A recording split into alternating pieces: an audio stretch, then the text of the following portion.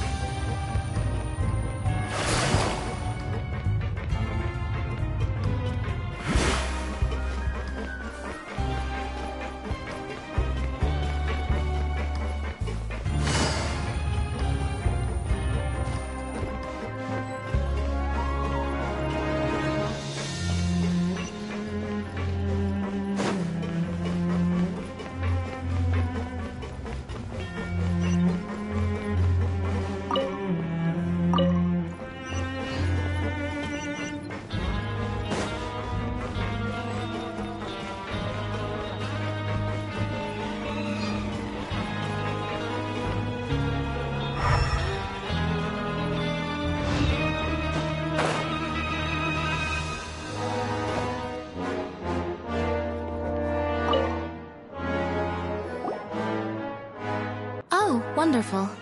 I was worried that you'd be busy trying to earn reward coupons all the time, but it seems like you haven't neglected your investigation work after all. Paimon likes having more coupons, but no one wants to work all the time. Have you also been investigating the area, Lynette? No, I was just slacking off, and you happened to catch me. My brother is still obsessed with anything remotely related to the Forbidden Zone. But knowing him, it won't be long before we get more leads. Oh, before I forget, this is for you. Huh? Credit coupons? Why are you giving us these? I've been here longer than you. Coupons aren't a resource in particularly short supply. What is in short supply are interesting people to talk with. Aw, that's so nice of you, Lynette. We'll be sure to make good use of these coupons then. Thanks a bunch!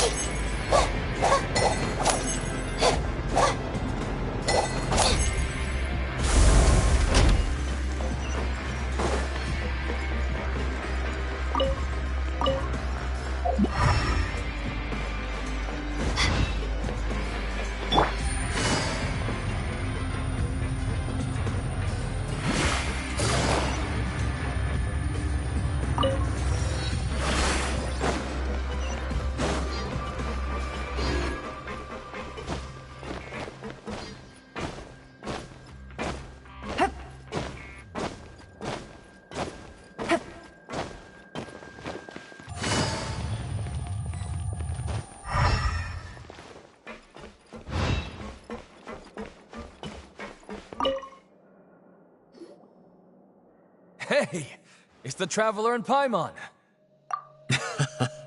No need to tease me, okay? I won't trip on the same step twice. Just like His Grace said, paying attention to every little detail is the key to prosperity. Maybe this is the true meaning of rebirth, not just earning credit coupons.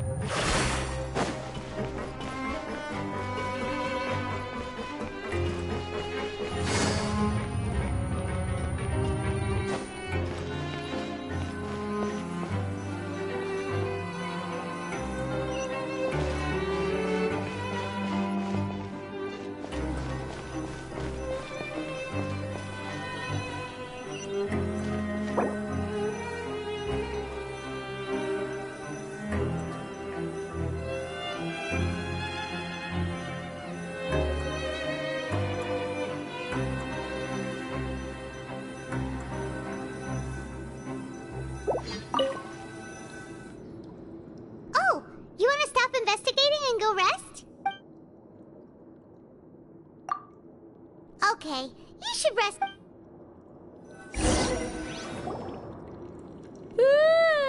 We woke up so early today that Paimon's been nodding off all afternoon.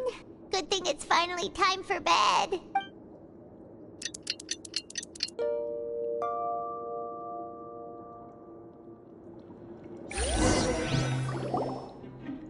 Oh, Paimon doesn't want to get up. Paimon still feels completely exhausted from yesterday. What do you have planned for us?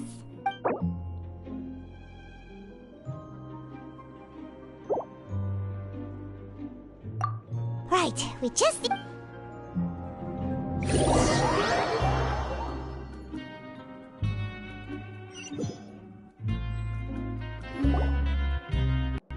Look who decided to show up! Get your butts in gear and get to work. Time's a-wasting.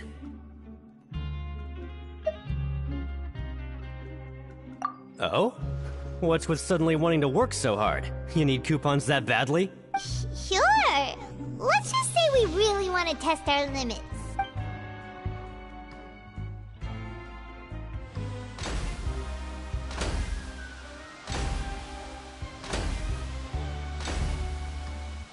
Nice! We did well today. Let's keep...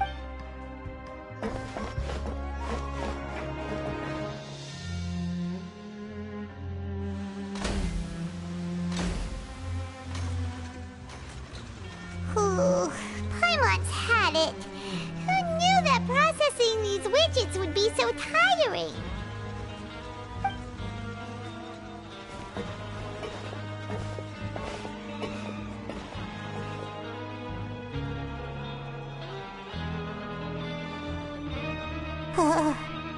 That's it.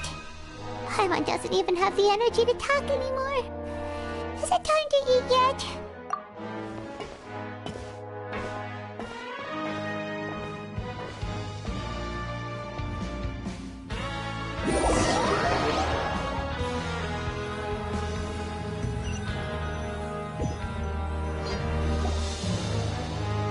Oh, Paimon's exhausted.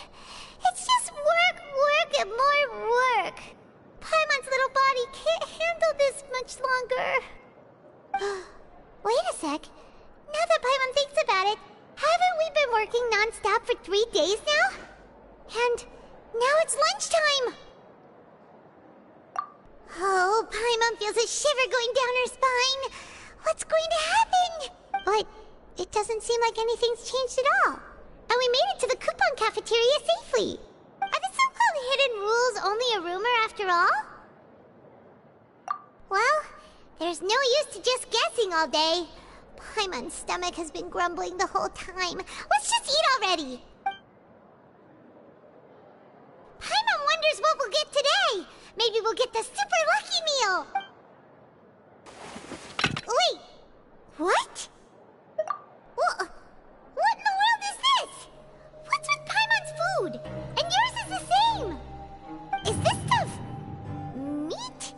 But it looks and feels so bizarre. What kind of chef would make food like this? What do you think is going on? Is this the bad thing that Rowan was talking about? No, stop right there. Paimon gets what you mean, just don't say it. Hey, isn't that Woolsey over there? He must have made the food, right? So let's just ask... Hey, Woolsey, have a moment? What is it? I'm about to go report the numbers for today's Better Make It Quick. Looks perfectly fine to me. Totally normal. You better hurry up and shout out. Hey, don't leave! You barely... What should we do now? Woolsey wouldn't even give us the time of day. Is he trying to hide something? Yeah, looks like we have no other choice. Paimon was positively famished a minute ago, but now she's lost her appetite.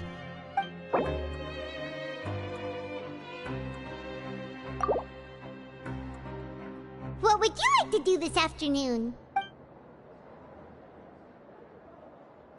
Since we have time now, let's focus on investigating some more.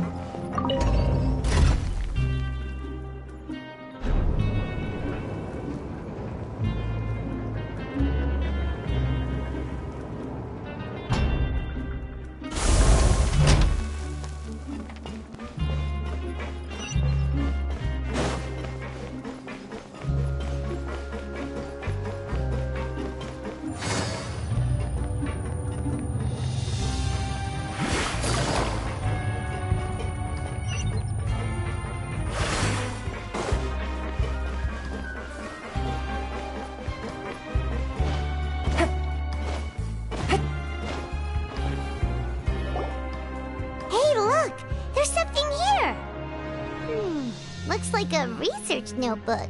That suspicious guy peeking into the infirmary just now. Are they a fan of Seedwing? He must have dropped this. Let Paimon read it real quick. The Melusine perceive the world very differently from humans. There are significant deviations. As a result, their sense of aesthetics and beauty is also very different from that of humans. This must be taken into consideration when giving gifts. Ooh, this all sounds pretty serious. He sure did his homework. And as for the notebook, let's take it.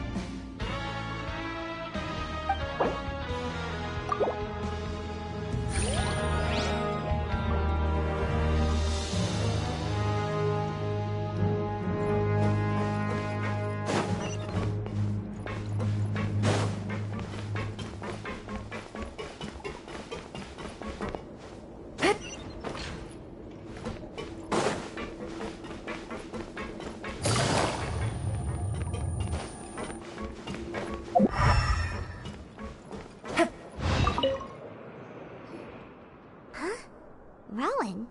What are you doing here, Chief? I was injured a bit just now. Nothing major, I think I just pulled something. Little mishaps like this are unavoidable at work, you know? Huh.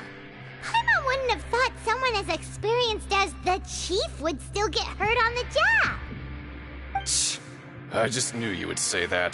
This is pretty embarrassing. Where's Seedwing when you need her anyway? The one time I need to make a quick trip to the infirmary. Oh, you mean she wasn't in the infirmary? Yeah. The rumors say that there's never anybody in the infirmary in the half hour before lunch, and nobody knows where Seedwing gets off to.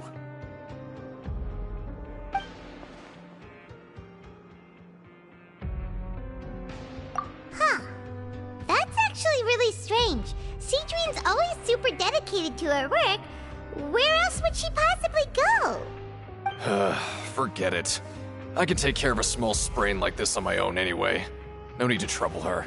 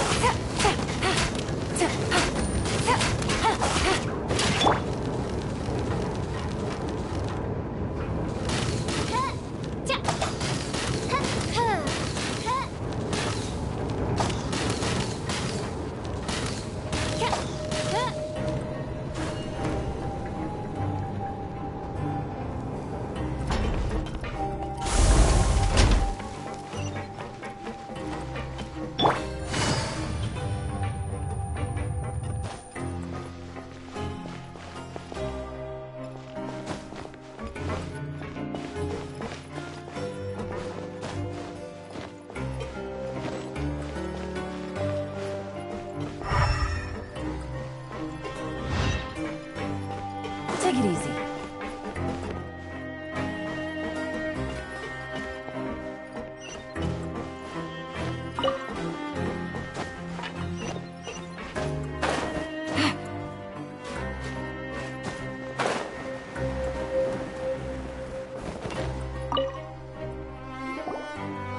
Seedwing? Aren't you supposed to be in the infirmary? What are you doing in the production zone? Hello, Traveler. Paimon? Everyone's usually busy around now, and we don't have any patients to look after in the infirmary. I thought I'd come here and enjoy the sight of everyone hard at work. Enjoy? What's there to enjoy here? It's really worth watching. I often stand here and observe everyone. Humans are just so interesting and adorable. I like to watch your expressions while you work. Are you talking about pets or people? Oh, I can see why you think that, but you shouldn't jump to conclusions.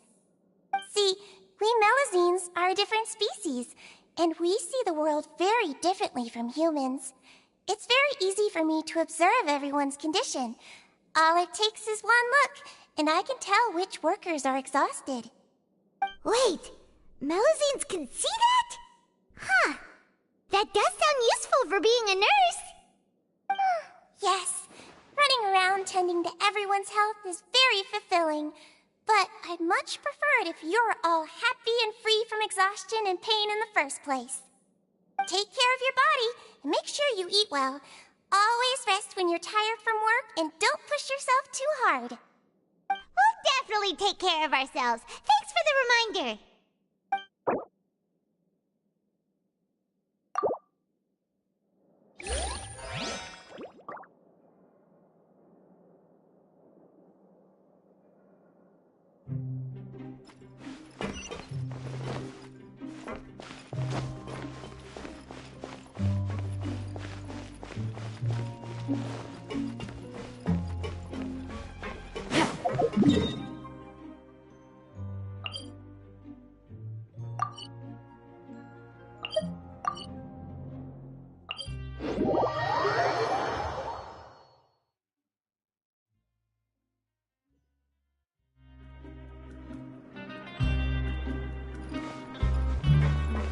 Take it easy.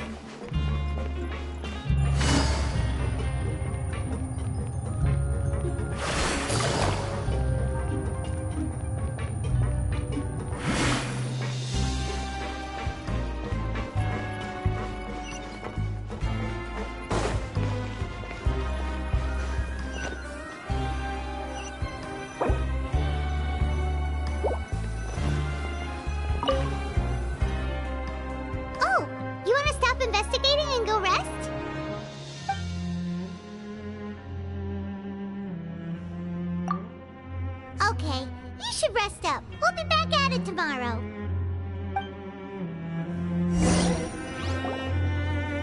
So after working a few days straight, we got some strange meat in our lunch. What was that all about? Has our investigation turned up anything useful recently? Really? Then it looks like that part of the investigation has hit a dead end. Well, we'll keep searching for more clues tomorrow. Good night, Traveler.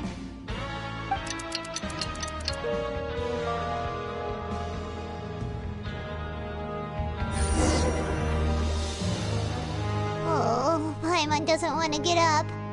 Paimon still feels completely exhausted from yesterday. What do you have planned for us?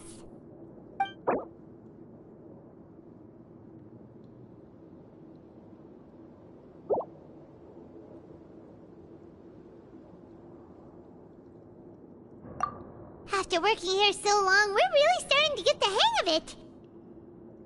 But doing the same thing all the time can get old pretty quickly.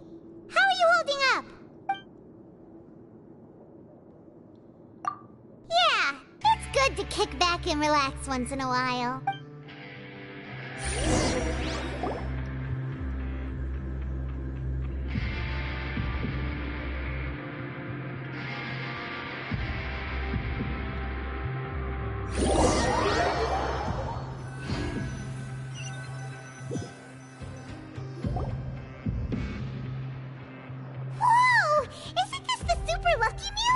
Looks like hard work really does get rewarded. Paimon's gonna take her time and savor every bite. What would you like to do this afternoon? Maybe we'll be able to find some leads there.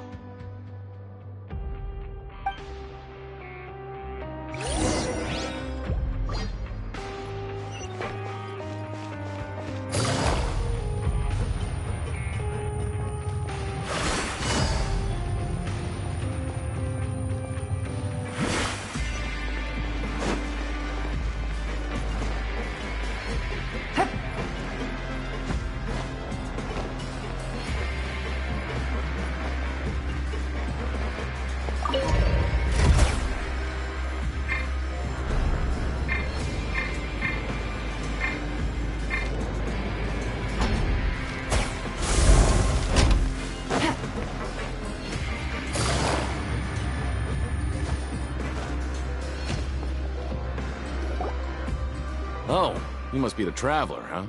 Sorry, mate, but competitors as strong as you are prohibited from participating.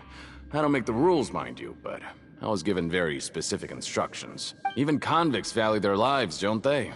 I hope you can understand.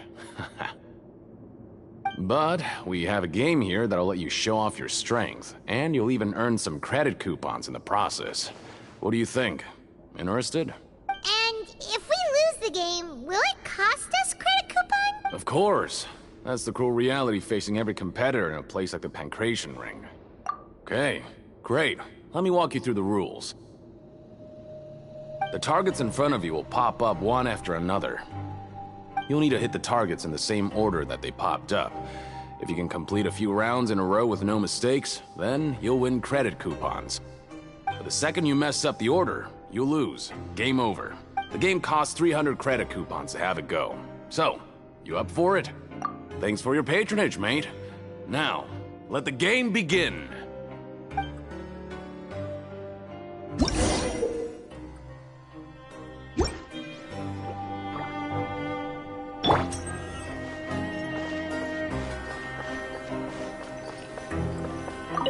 Okay, do your best to hit the targets, just like Colin said.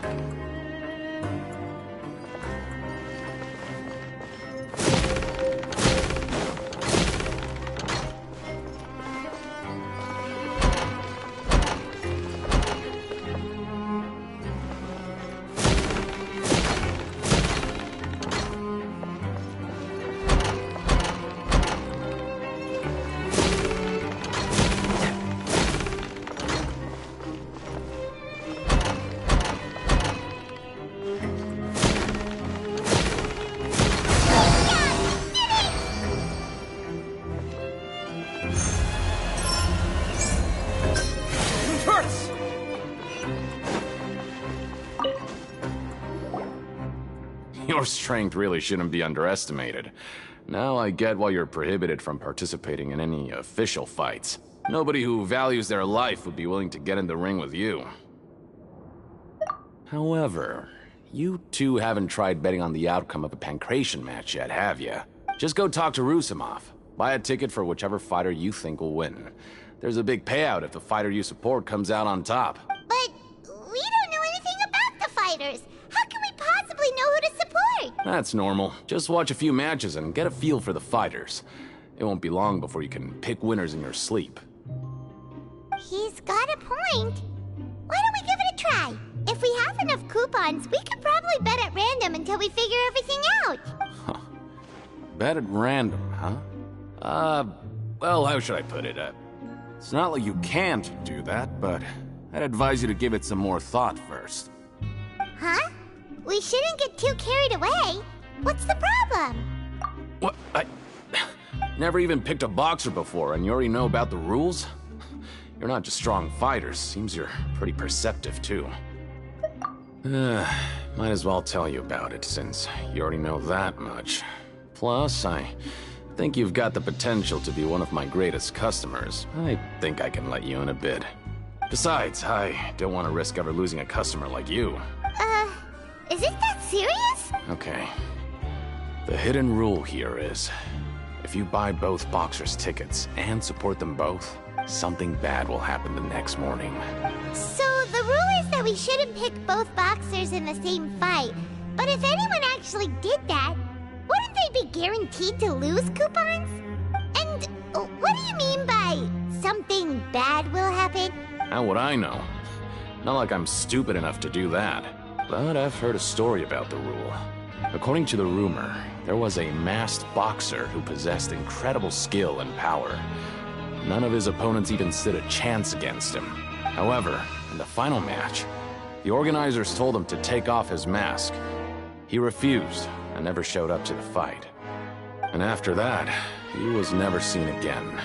Some say he died, or that he was taken care of by the event's organizers. But everyone remembers that he was someone who cherished honor above all else. In his eyes, supporting both boxers in a match would dishonor the competition itself. So you mean it's like a curse? He'll take vengeance on anyone who does that? No, he was always wearing a mask. like he was intentionally trying to hide his identity. I don't even know anything about his past. Traveler, do you think that boxer was... Huh? We will? You're not serious, are you? Look, here I was just trying to be nice and warn you, yet here you are trying to break it on purpose? Yeah, it sounds pretty scary to Paimon.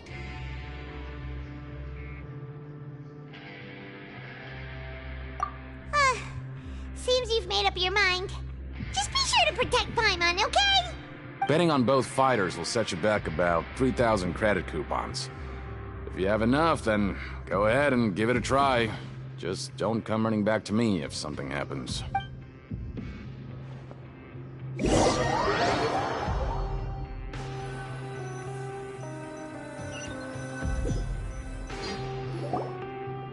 Aw, looks like we won't get a chance to sleep in as long as we're here. Let's get to bed early.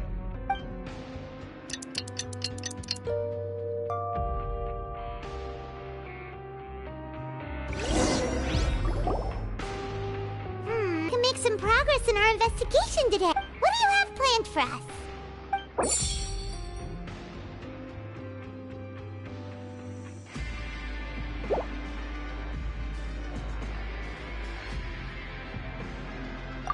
After working here so long, but doing the same thing all the time can get old pretty quick. Yeah, it's good to kick back and relax once in a while.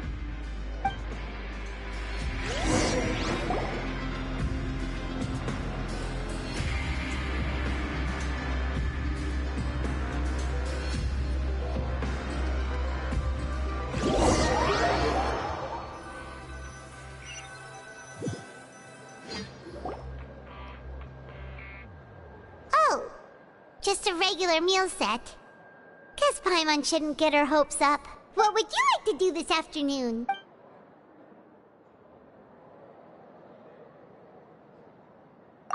Knowing child, he must have been there all the time.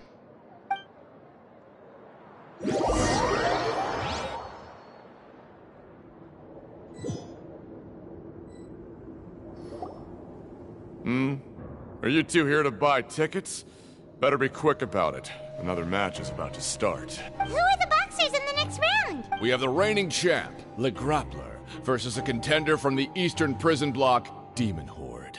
Are those their nicknames, or did they choose those names themselves? Either way, super weird. Since you're new around here, I'll help you out and give you a little suggestion. Even though Le Grappler is the crowd favorite, Demon Horde is a first-class dark horse with incredible potential. Anyway, for this match, I recommend that you pick... Huh? For both fighters? I could tell you're new to this, but I didn't think you were completely clueless. Maybe you don't quite understand the rules, no? Let me try to explain again for you more clearly. You see... Oh, no need, no need. We're aware that we're going to lose coupons. All right then, if you're absolutely sure. Remember, no refunds once you buy the tickets. Yeah, we got it. Just shut up and take our coupons.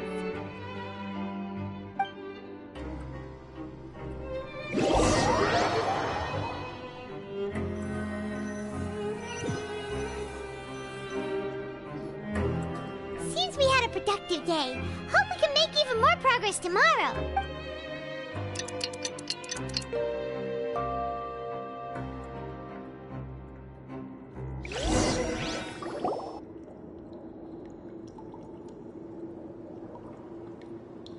Hey, Traveler, Paimon. Package here for you. The next time you buy something, go pick it up yourself. I'm not a delivery man, you know. Huh? A package? For us? Did you buy something, Traveler? Paimon's not quite awake yet, so why don't you go take a look? Ah, right! Yesterday we broke the hidden rule and bought tickets for both boxers. Oh, maybe this package is the bad thing that Colin said would happen. Paimon suddenly feels wide awake. Wait, maybe let Paimon go hide somewhere first. Just call Paimon after you opened it.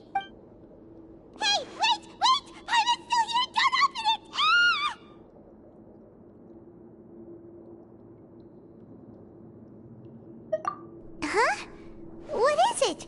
Are you let Paimon take a peek too.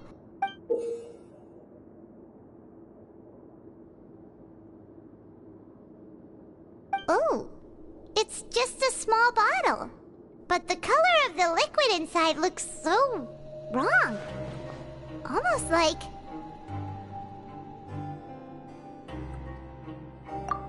Alright, that's enough of that. No need to say it out loud. Paimon already knows what you're trying to say. Ugh! No way! Get that stuff away from Paimon! Paimon thinks we shouldn't open the bottle until we figured out what's going on. Just trust Paimon on this one, okay?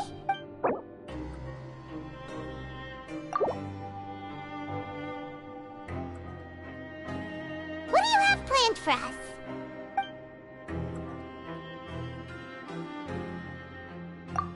Though it feels nice to slack off a little, less work means less coupons. Let's make the most of our morning.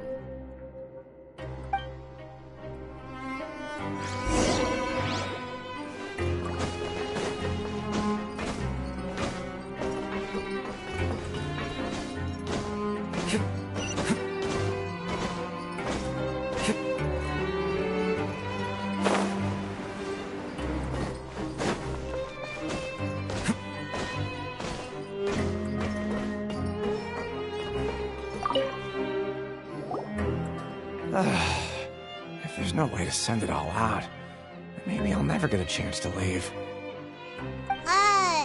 Who are you? We've never seen you before, and you don't look like a fellow convict. I'm not! Of course I'm not.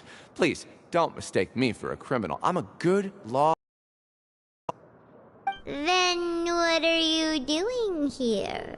You sure seem anxious about something. I'm a promoter for Fontico, and I'm usually responsible for promoting our drink products. I thought I could complete my task here quickly and return to headquarters, but I've been here way longer than I anticipated. Oh, a promoter from Fontico? So what kind of problem did you run into? I'm so upset. It's all because of that Duke. After discussing the company's promotional plans with him, he told me outright that my project was worthless. However, in light of our long history of successful collaboration, I still tried to patiently explain the details. However, to my surprise, he just cut me off while I was speaking. Let me take a moment and recall his exact words. I'm just gonna stop you there and say no. If anything, I'm saving you time. It seems you don't fully understand the value of credit coupons here, nor do you understand the value of your own products. The former is because you are from the overworld. That's understandable, and I don't blame you for that. But as for the latter, only someone monumentally stupid, so breathtakingly stupid that they were completely ignorant of the value of credit coupons, despite living in the underworld, would ever possibly consider buying your drink. Let's just forget it. Anyway, that's how he rejected my proposal and asked me to come up with another solution with the condition that it doesn't cause any trouble for him. Can you believe that guy? Well, he is the head honcho here. Not much you can do about that. We met him too and could tell that he's the kind of guy that's hard to pin down.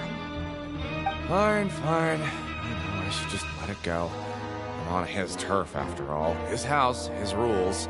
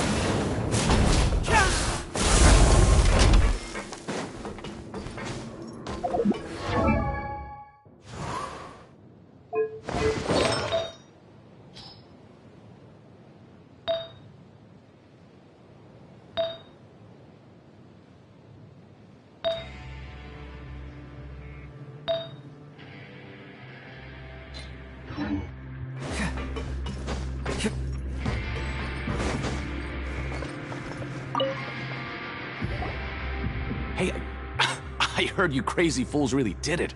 You bought tickets to support both fighters, didn't ya?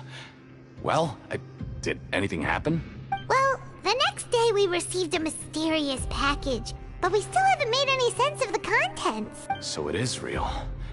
You didn't become cursed or anything like that, did ya? Are you both still okay? Wait, are you sure that it's still you controlling your bodies, right? Paimon's not sure. What do you think, Traveler? Is Paimon still Paimon? Oh, okay. Well, that's good. Yeah, you two don't seem to have changed at all. But I wouldn't let your guard down just yet. Still, I didn't expect you would actually do it. You'd actually throw away coupons like that just to satisfy your curiosity? Even if we bought tickets like everybody else, it's not like we could hope to earn any coupons. When it comes to things like this, it's always the organizer who makes the real profits. Hey, just what are you trying to imply? The Pancration Ring is an honest business, and we really don't make much from selling tickets. We make so little that even the current tournaments can only be held thanks to funding from the producer of Fanta. Oh, so it's the company that manufactures Fanta sponsoring the events? Paimon thought all of this was thanks to the Duke's support. Let's just say it's a mutually beneficial arrangement.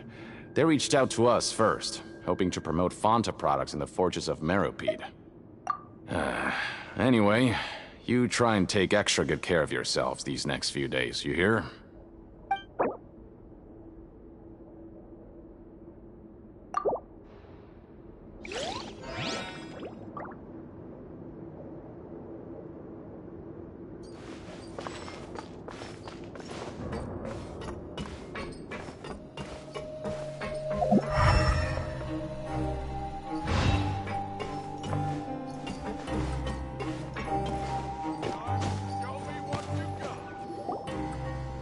Hey, what are these papers scattered all over the ground? Are they registration forms or something? Maybe not. Every page has the Fontaco symbol on it. Maybe it's some flyers from the company. Okay. But if someone catches us, they could accuse us of trying to steal the company's secrets, couldn't they? Oh, you're right. Guess there's nothing to worry about then. Let Paimon have a look here. Without assistance from the Fontaine Research Institute, development of the new product has been slow, and some researchers on the project have voiced concerns. We have no choice but to let the new product undergo the first phase of promotional trials without a designated name or packaging. We will adjust the direction of future development according to feedback. We have decided to only conduct closed, small-scale trials for the time being. Sure doesn't seem like anything unusual. The company is just trying to develop some new products besides Fanta. But it sounds like things aren't going well at all. Let's put these papers back where we found them and make it look like nobody went through them. Okay, good.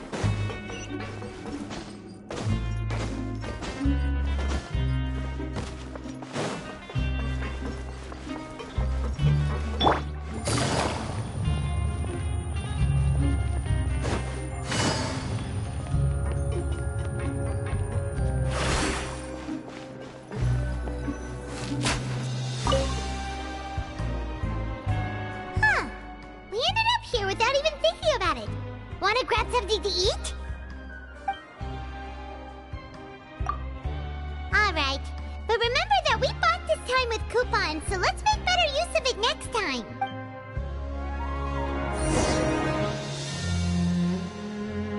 Oh, just a regular meal set. What would you like to do this afternoon?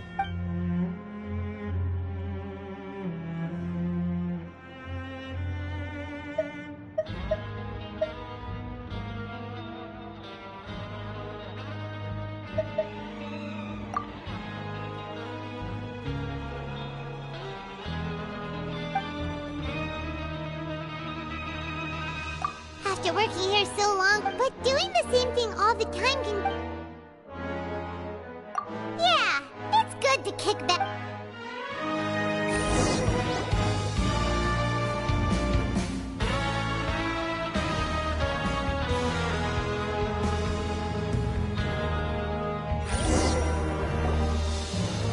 A mysterious box? A bottle of crimson liquid? Paimon still doesn't know what to make of it. Do you have any ideas, Traveler? Really? Then it looks like that part of the investigation led us nowhere. Well, maybe we'll have better luck tomorrow. Good night, Traveler.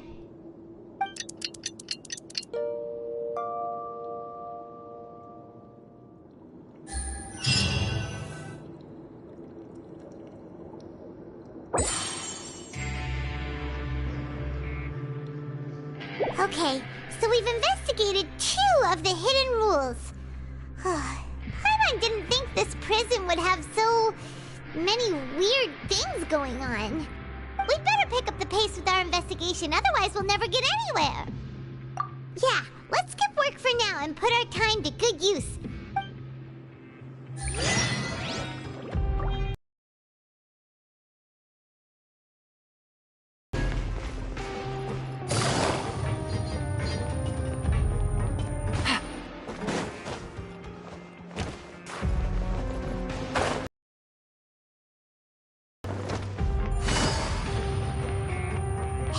Isn't that Vidoc over there? Is it just Paimon, or are there fewer people than usual here today?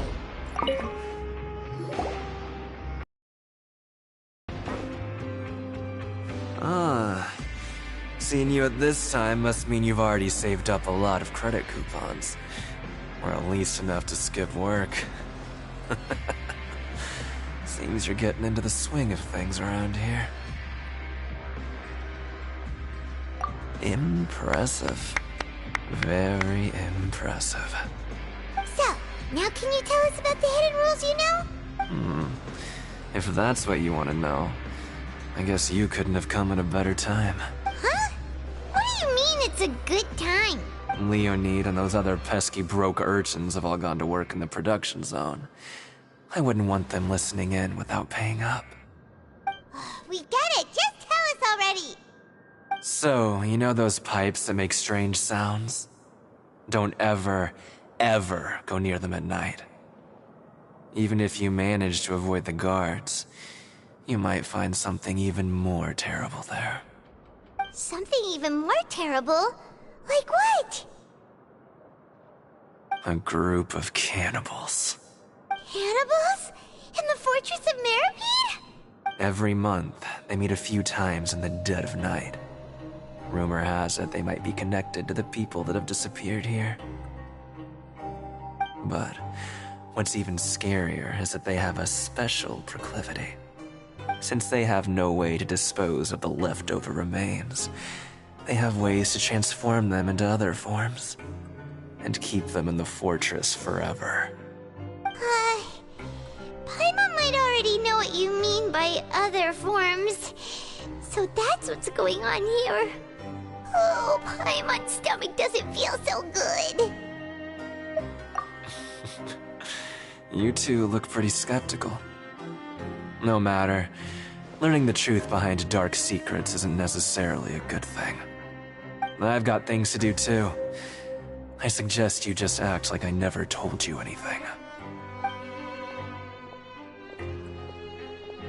Traveler, can we just trust him on this one? Oh, Paimon doesn't want her blood and flesh entombed here for all eternity?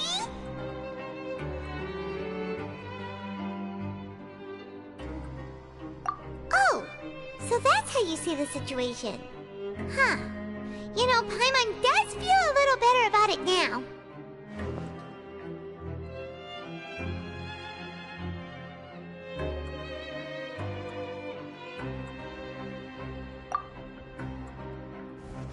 When will all the secrets end?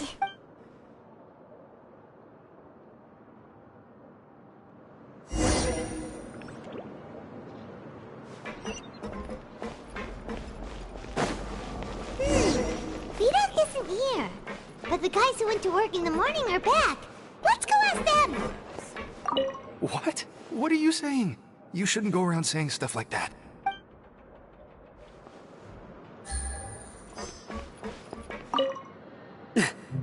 Just stay away from me.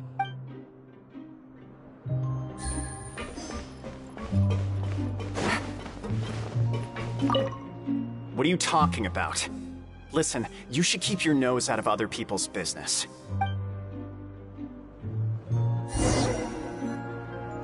Their attitude sure is suspicious. Like they're trying to avoid us. But if they're being so obvious about acting weirdly, do you think they might just be trying to lure us in?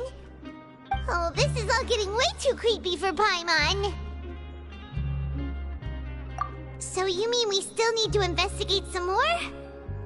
Okay, if you say so.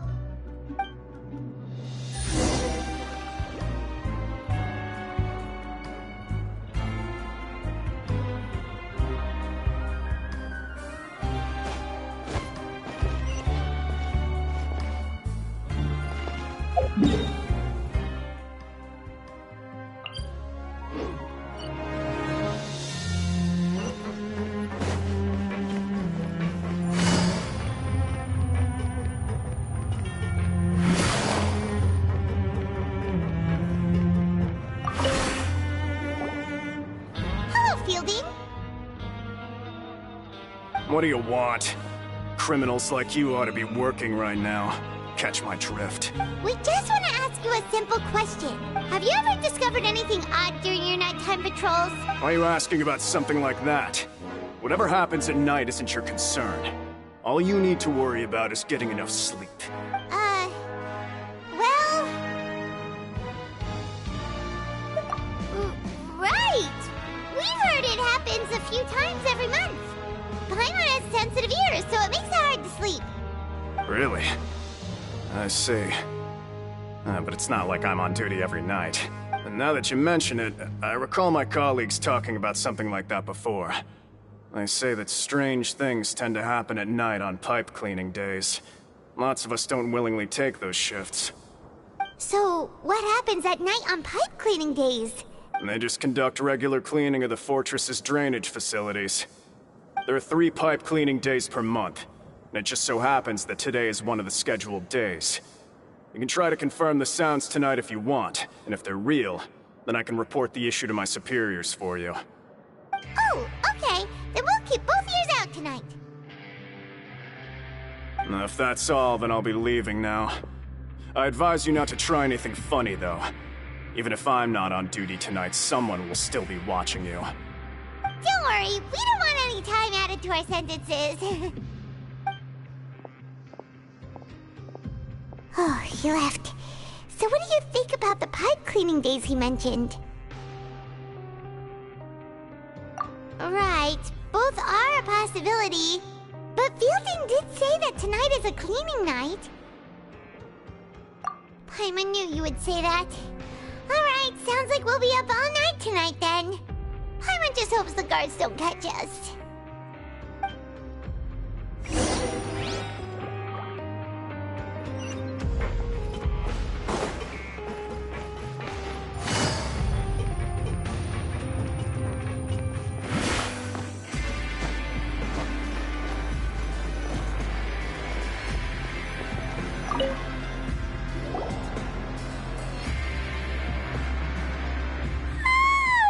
Oh, I'm so tired.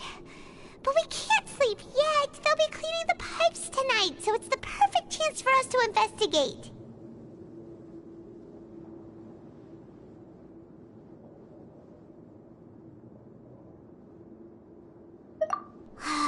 Whatever. Just be sure to wake Paimon if she dozes off. Paimon's worried something might happen if you go alone. Huh? Traveler? Did you fall asleep already?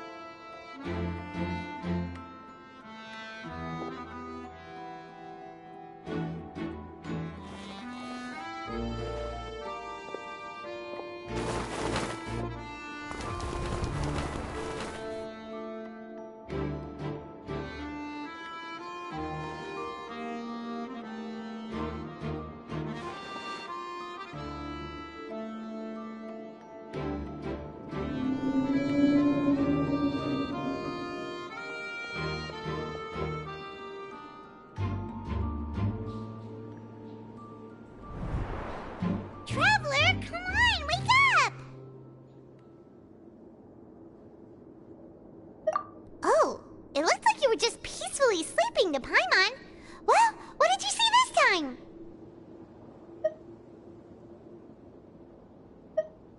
Really? So we're finally starting to figure out what actually happened! But what about the cannibals? How do you explain them? Okay, well, it's about time for us to get moving. Just be careful to avoid the patrolling guards.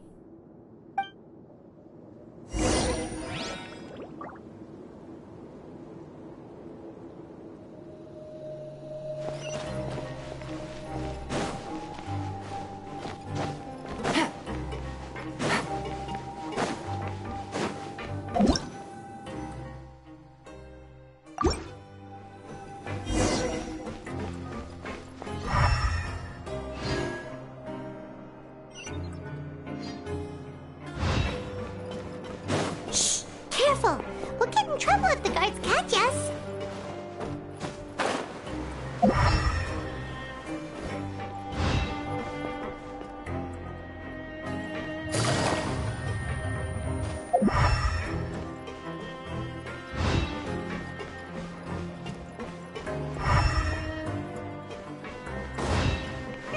This should be the place.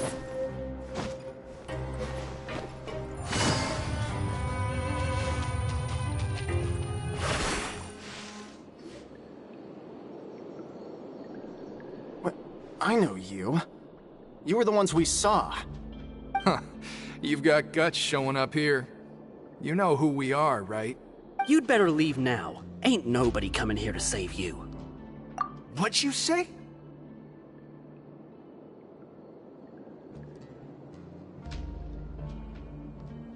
Yeah, so what if they were? If you... Hey, what's the point of all those rumors anyway? What exactly are you trying to do? I don't have to tell you anything. If you turn around, go back to the dormitories, and act like you never saw anything, then I'll pretend that you never showed up here. Yeah, scram. Nothing worth seeing here. Huh? What did you say? Isn't that exactly what Boss said when he left? Hey, do you know our boss? Whoa. We had no idea our boss was such a big deal. He always kept his identity a secret. So, did he have you come here to find us? Oh, so you're Child's crew here? Seems like he had no problem fitting in. We're the only ones who heard him say those words when he left that night. So unless he somehow told you those exact same words after that... All right. I guess that's proof enough for me. I believe you. Wow, those Those dreams of yours sure come in handy.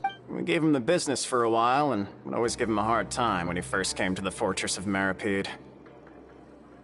But here in the fortress, the strong will always earn respect. He was working the longest hours and racking up wins in the Pancration Ring. You could always see how amazing he was, even when he was teaching us a lesson. So eventually, we all decided to follow him. But one day, he suddenly told us that he had to find a way to escape this place, no matter the cost. He said it was because he heard that call again.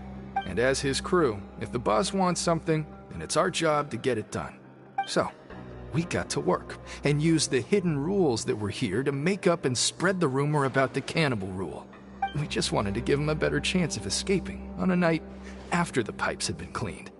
Oh, thanks to your rumor, nobody would want to come anywhere near here, prisoner or guard. Wow, it sure is easy to exploit people's fear of the unknown. But has a child already escaped? Why are you all still coming here after pipe cleaning day? Because as far as we know, the pipe he went into isn't actually an exit. It should be a dead end. It leads to an abandoned factory area, and even if there were a way to escape from there into the sea, we're still way too deep. No one could ever reach the surface alive. But Boss still insisted on going in. It's like he was obsessed about it. So we told him that we'd pretend as if he never existed while he was gone. And that if he wanted to come back, he should wait for nighttime on a pipe cleaning day. That way, we could meet him here and help cover the whole thing up. So you come and wait here through the night a few times a month just because of that promise? Yeah, but it's been so long now. We already know in our hearts that he must have managed to escape somehow. Is it also possible that something unfortunate happened to him? Nothing could ever defeat Boss or slow him down. It's one thing we know for sure. Okay. Paimon was just brainstorming possibilities. All right. Keep quiet and follow us.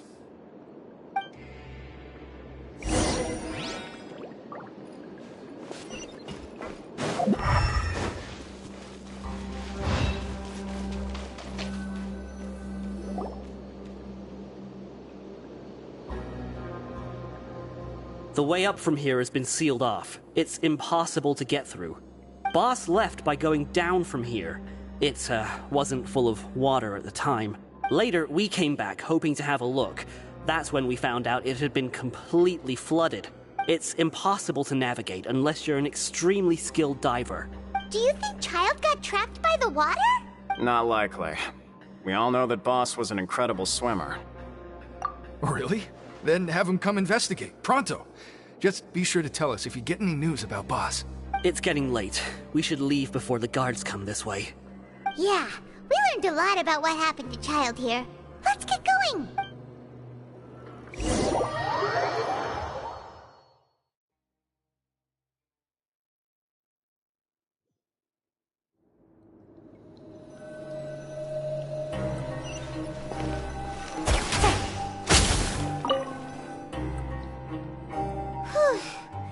We finally learned some key information. Seems all of our investigative work has finally started to pay off. When you said you knew a diver, you were talking about Fremine, right? If we ask Linny, he'll definitely have Fremine help us. Ugh. Why is Child like this? What was he doing going into the pipes? Not making our jobs easier, that's for sure. Fortunately, though, it seems like it's only a matter of time now before we find out what really happened. Now that we can finally relax, I'm starting to feel super sleepy. Let's try to get some rest while we still can. Nighty-night, travel.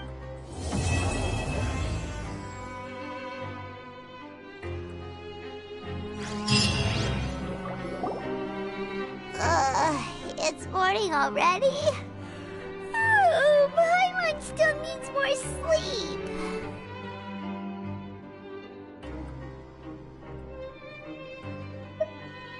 Huh? Wait, look over there! Isn't that... It's one of Linny's cards! Let Paimon see see what's written on it. Maybe you haven't heard, but today is the monthly free day. Everyone has the day off today, which makes it the perfect time to do some investigating. It's been a while since we last talked.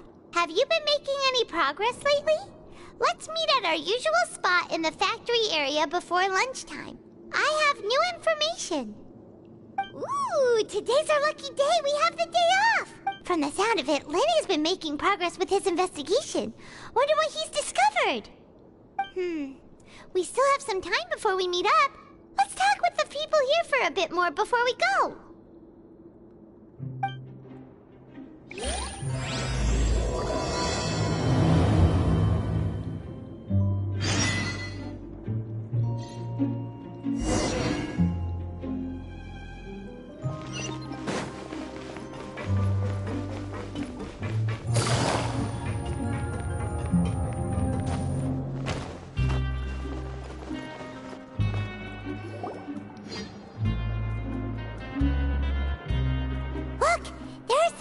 Talking over there. Let's listen in on the conversation.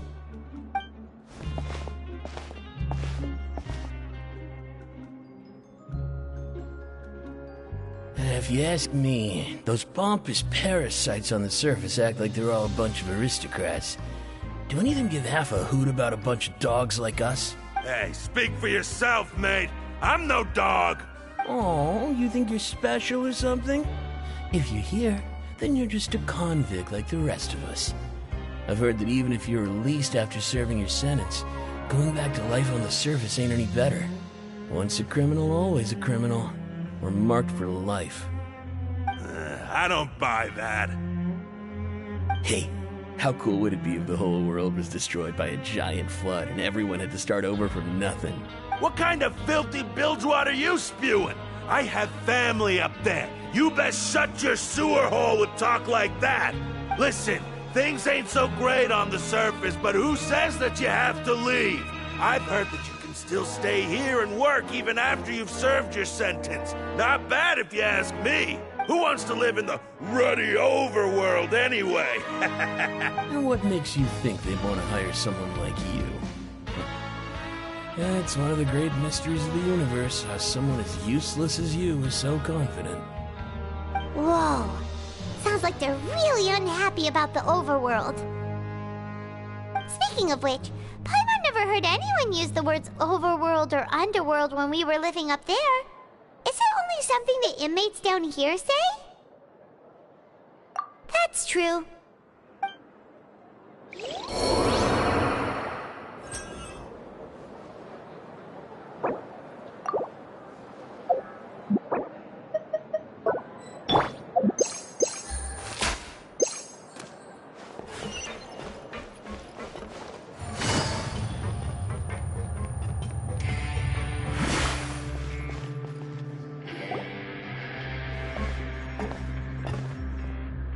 There's a group of people over there.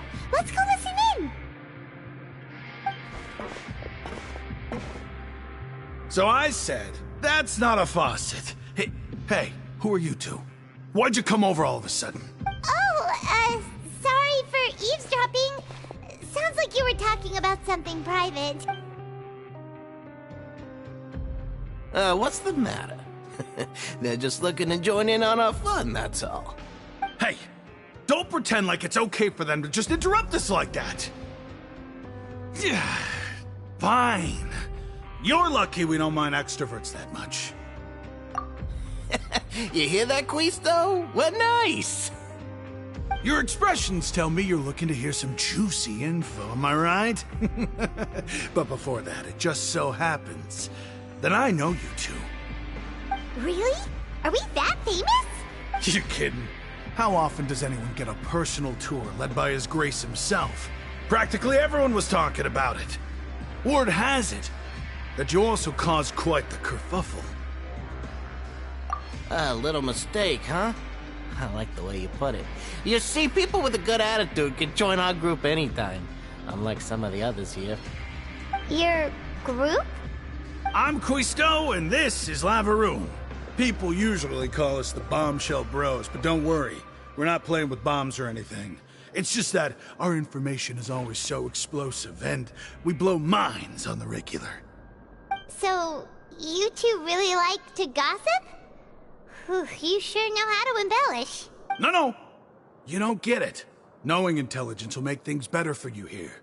For example, knowing who's working with whom, who has the latest rumors, who's not getting along. Wouldn't you like to know all that? Whoa, all this info's worth something, you know? You should prove you're worthy of it. I don't mind him. Quisto's always this way. Just play nice and say something to massage his ego. The welfare meals. Talk about the welfare meals. Right. That meal we had yesterday was super delicious. Paimon can still taste it whenever she closes her eyes. Is that so? To tell you the truth, I've been helping out with making those welfare meals. I've been working as a kitchen assistant for about a month and a half now. Oh, so you're the one who made those delicious steaks. Amazing. You could be a professional chef. You are correct. I am a true professional. In fact, I even went to culinary school. But I don't know, since you like my cooking, I guess that means we share similar tastes. Listen carefully. This little bombshell will help you learn what's really going on here in the fortress.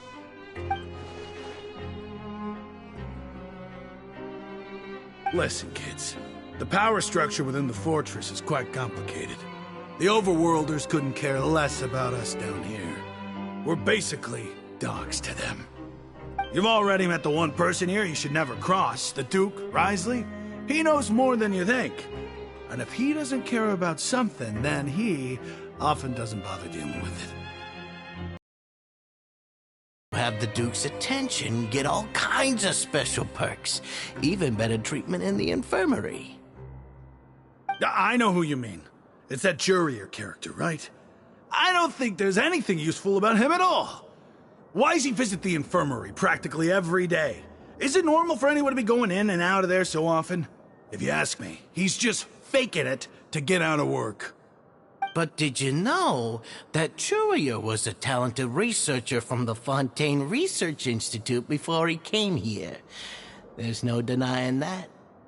I don't care if he was a researcher that could turn dirt into Mora. Once you're in the fortress of Meripede, you're just another inmate like everybody else. Speaking of which, the last time I saw him, he was passing by in the corridor with Lorvine. I also heard they started arguing in the library and got into a fight, right? Guess that's just how terrible of a guy he is. You mean he hit a woman? Wow, I never imagined he was that bad. But that Lorvine's also quite the odd one, you know? She's always gabbing away, got into a fight with a man, and she also got sent to the infirmary. Come to think of it, I always see her going to the sick bay every couple of days, too. Wait a second. You don't think? Do you think... Could it be that they're secretly meeting there to go on dates? But it's really hard to imagine. After all, I do remember seeing Lorvine beat Jurier to a pulp that one time. And we might be overthinking things.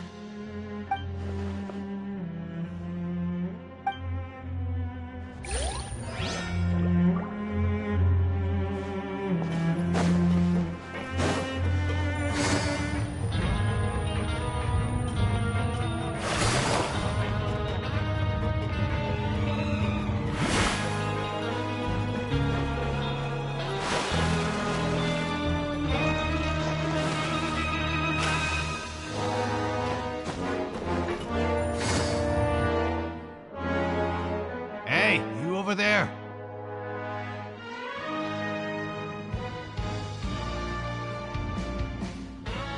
Yeah, you. Say, do you like playing card games? You know, like Genius Invocation TCG? You TCG players are like mint in the wild, literally sprouting up everywhere. Hey, come on now. What's wrong with finding fellow Invocation aficionados? Anyway, care to join me for a game?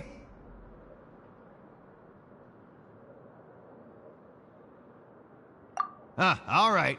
No pressure. But why would you be looking for people to play Genius Invocation in a place like this? Don't people usually come here to fight? Whether you're throwing down cards or throwing punches, it's all a competition, isn't it? It's all the same in my eyes. There are lots of card players here in the fortress. When I saw you, I immediately thought, hey, even outsiders from other nations play cards. So I came over to say hi.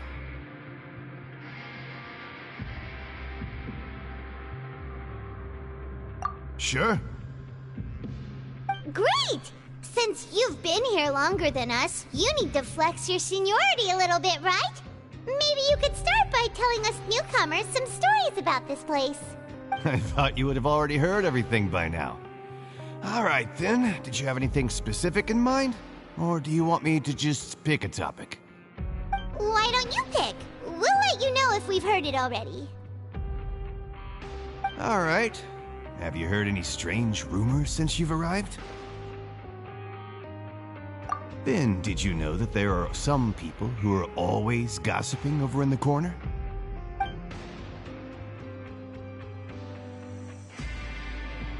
Yes, so you've already met those two. They're quite a pair.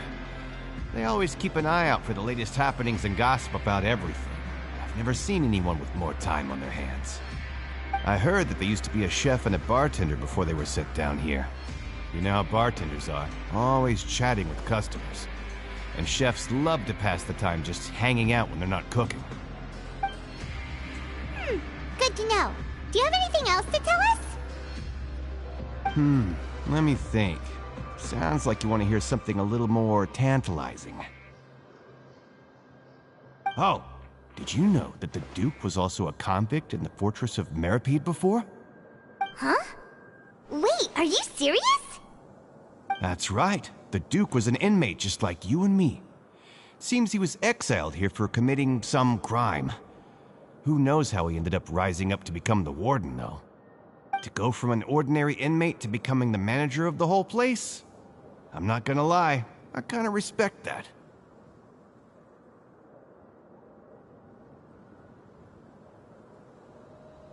A forbidden zone? Sounds like something that someone just made up.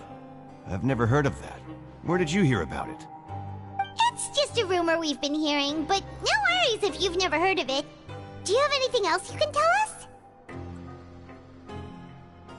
Anything else? Not that I can think of, but I'll be sure to tell you anything interesting I hear next time. You'll have to play a game of Genius Invocation with me first, though. Okay, we've talked to just about everyone, and it's about time for us to go meet Linny. According to the card he left us, we should go meet him in the production zone.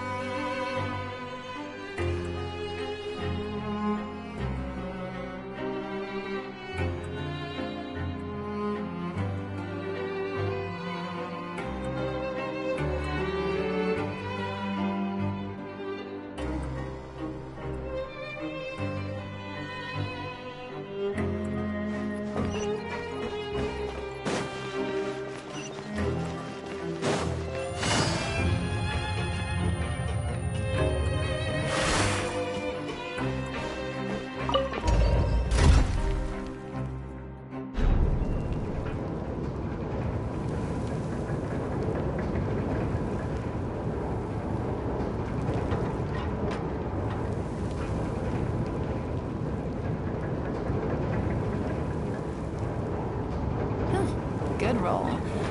All right, maybe I'll take one more day off and knock out the rest of the work once I'm feeling up to it.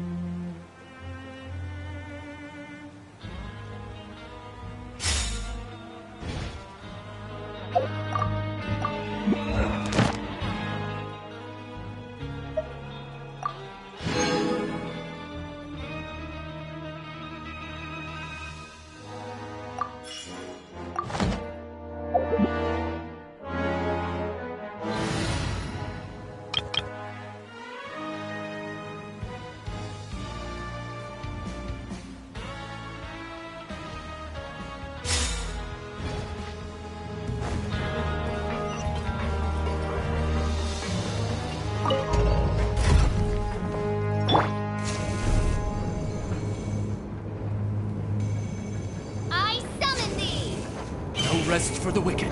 I summon thee!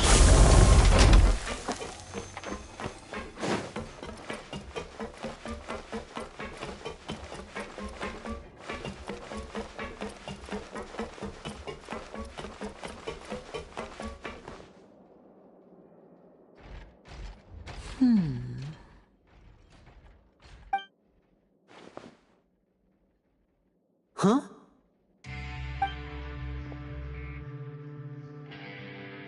That look in your eyes. You found something? Hey, this is no time to be modest. Just tell him we found a boatload of information. Oh, as expected of the legendary duo, you have my full and undivided attention. Huh. I'd have never guessed that myself. The rumors swirling about this place are unreliable after all, and Master Child probably went missing because he found a way out. He is a harbinger after all. I suppose he's much more resourceful than I initially gave him credit for. Unfortunately, this isn't enough for our final report to Father. We need to find out Master Child's exact whereabouts. Father told me that even though Master Child said he was just coming to Fontaine for a vacation, he actually had some personal reasons. His agenda might be linked to his disappearance. His escape route is already flooded, so we'll have to task someone with professional diving skills to chase after him. Well, when you put it that way, it's obvious that only Fremine would be up to the task. Bingo! Is he around? He's working today. Coming here as a group would have attracted too much attention. I'll talk to him about it later. It's the least I can do. We're all in this together, so it's only fair for us to fulfill our end of the bargain. Honestly, I'm far more impressed by you guys managing to collect all this information right under Risley's watchful eyes. Collecting information has always been our strong point. Now, let me think.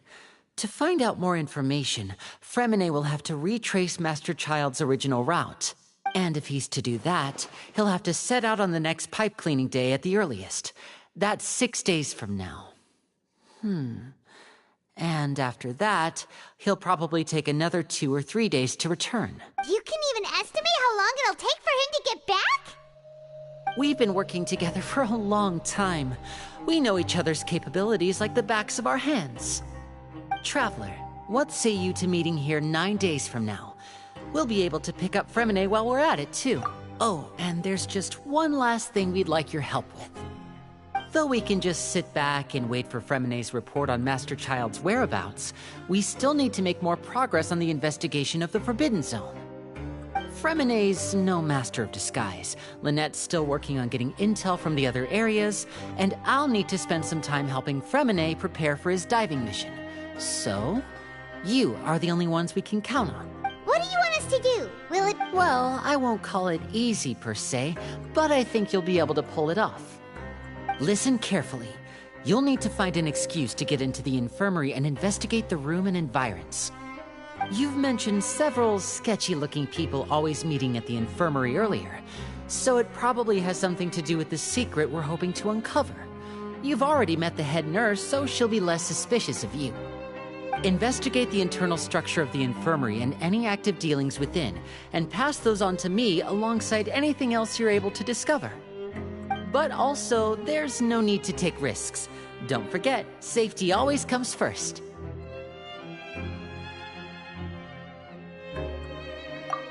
My apologies.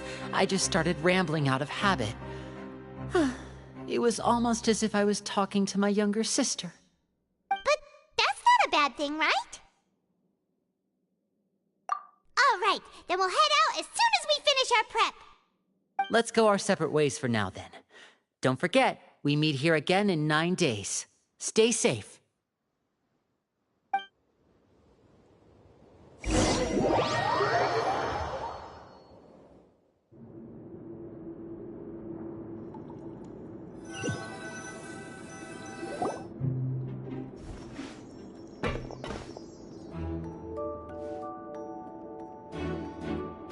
Hey, stay here for now. Paimon will take a peek.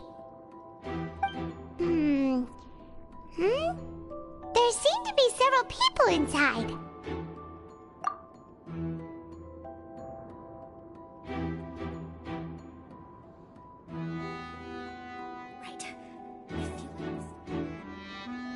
It's not impossible.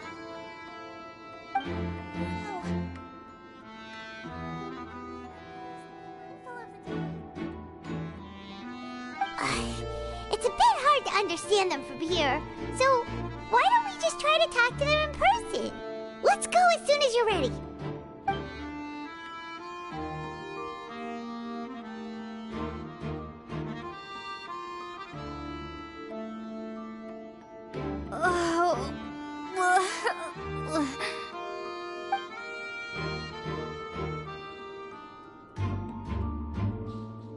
Someone, please help! She's sick!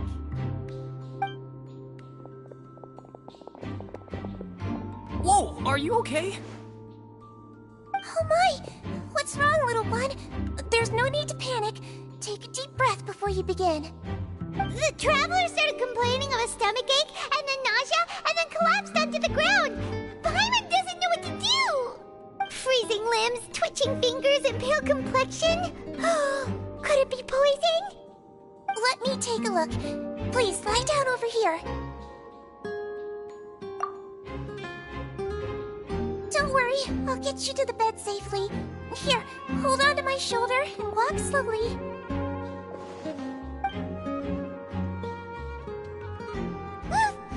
You can do it, traveler. Don't apologize. You're sick after all. Now, please relax. I'm just going to do a preliminary checkup on you.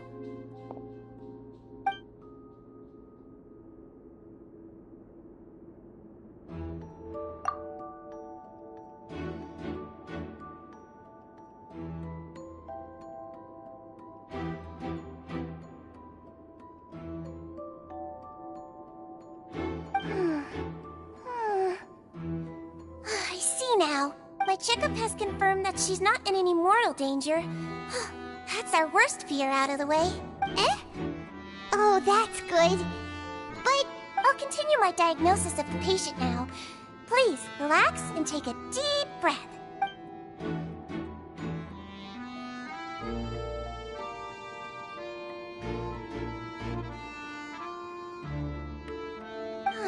Don't sense serious damage to your organs either. Does it hurt when I press here?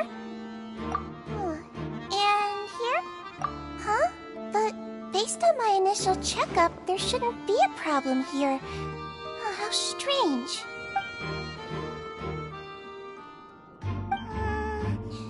What about here? Does this... Oh. I understand. So that's what it is.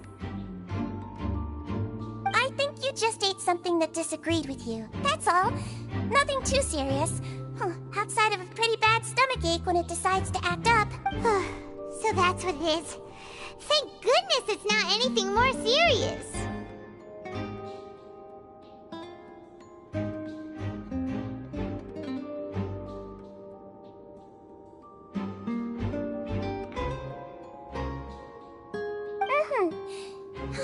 And there have been other inmates complaining about the food recently.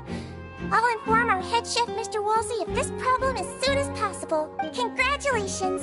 The health risk is incredibly low, so you should recover within a couple days. Why don't you take a rest here while I go get some medicine for you? Miss Levine, I'll have to trouble you to help me look after this new patient while I'm gone. Very well. And she hopped away just like that.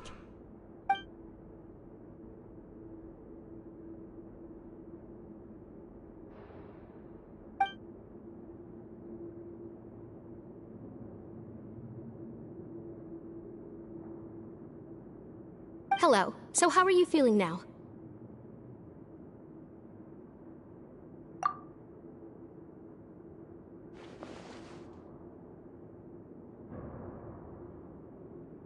Her stomach ache's really bad. She was stumbling about the whole way here, so Paimon's really worried. If Miss Sijuin says it's not a serious problem, then there's no need to worry. She's the best medic we've got down here. But it also looks like she's the only medic you've got down here. Well, that's true. What do you mean, that's true? That's really misrepresenting the situation. Of course I can't speak for the whole fortress, but it's not like everyone imprisoned here is useless, you know? Though they may have committed crimes and gotten locked up here as a result, they still know a thing or two about medicine, and they help Miss Sishuin take care of the sick and injured. Yeah, you're right. But did you have to lecture me about it in front of another patient? Aren't you a patient too? Where did all your energy come from? That's correct. Sorry, I got a bit ahead of myself. Are you two also sick? We've been sick a while. I come back every once in a while for checkups, and to pick up the medicines Miss Sijween prescribes for us. That's just the nature of chronic illnesses. As for her, you could say she fancies herself as Miss Sijween's capable helper because she learned a bit of medical knowledge ages ago. Please watch your mouth, Mr. Jurier. Don't forget that you are the primary reason I have frequent heart palpitations. Hey, don't start arguing now! Please, keep it civil at least.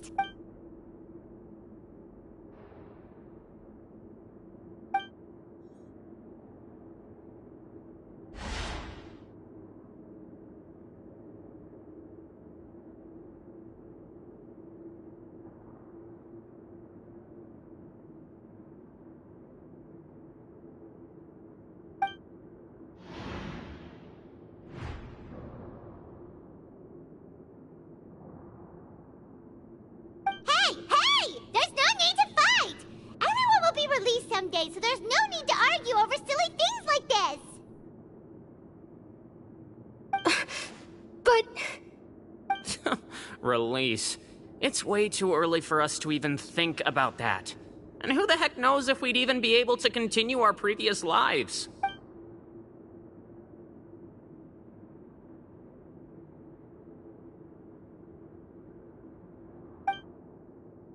Please allow me to end this boring and useless conversation.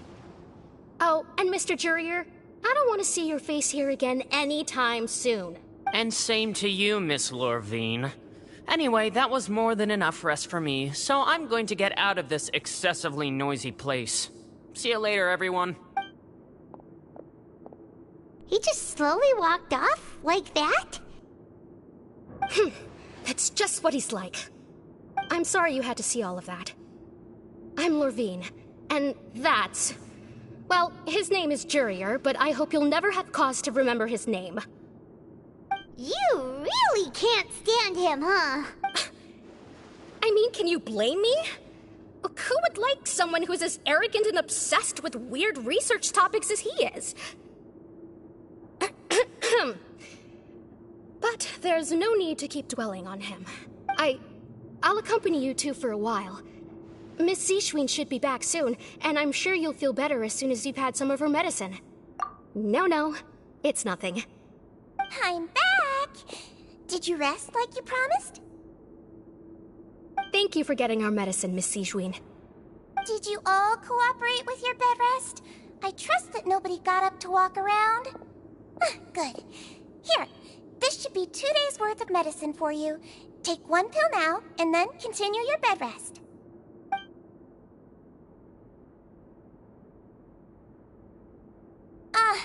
Miss Lorvine, I left in a bit of a hurry just now. Do you still remember if we discussed the color of the pill that you should be taking today? I remember. You said it should be yellow. Yellow, huh? I understand. These are yours. Please, make sure to go to bed early after taking them tonight. You'll benefit from a good night's sleep. All right, then I'll also be on my way now. I hope you feel better soon, too. See ya! I'm going to fill out your medical record now. You're widely known as the Traveler, right? I just want to double-check a few details, if that's all right with you. Those two made quite the commotion just now, so why don't we let the Traveler rest? Paimon can answer the questions instead. So her primary symptoms are abdominal pain, with secondary symptoms of nausea. Is there anything else? That's it. Alright then. Is there anything we should know besides to take the meds? No, her base constitution is quite good, so I'm sure she'll recover quite quickly after taking the medicine. Please, make sure to stick to bland or less stimulating foods. And don't stay up too late at night. Got it. Paimon will hold the Traveler to that for sure.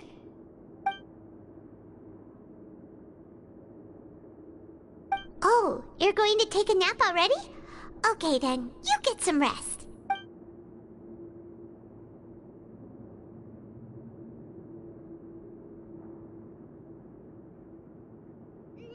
We've been to lots of places together. She may look a bit under the weather now, but she's actually super strong. Oh, so you're the best of companions. Well, don't worry, she'll recover soon.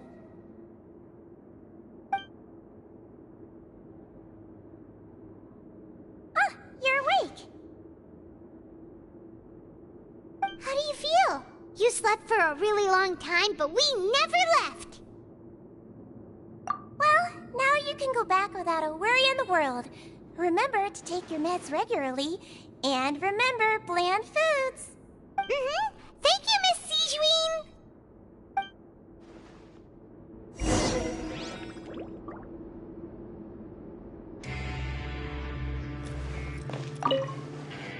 Seems like a lot of people have been coming down with an upset stomach lately. I'll need to address that.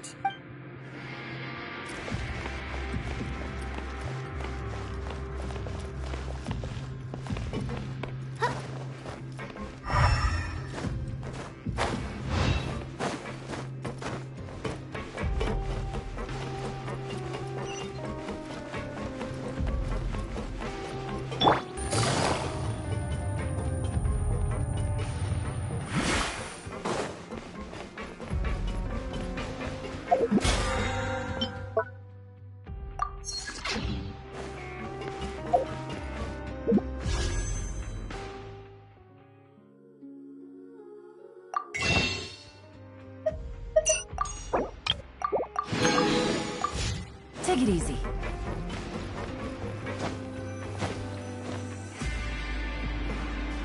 You really are something. To be able to fall asleep like that and even sleep talk the entire time, you scared Paimon half to death! No, but you kept mumbling things along the lines of, Pyron, go take my grilled fish and put down the Adeptus Temptation now! Paimon talked with Sijuin the entire time you were asleep. She seems like she's just a sincere nurse, and Paimon didn't notice anything unusual in the room. Are you sure we're not going off track with the infirmary?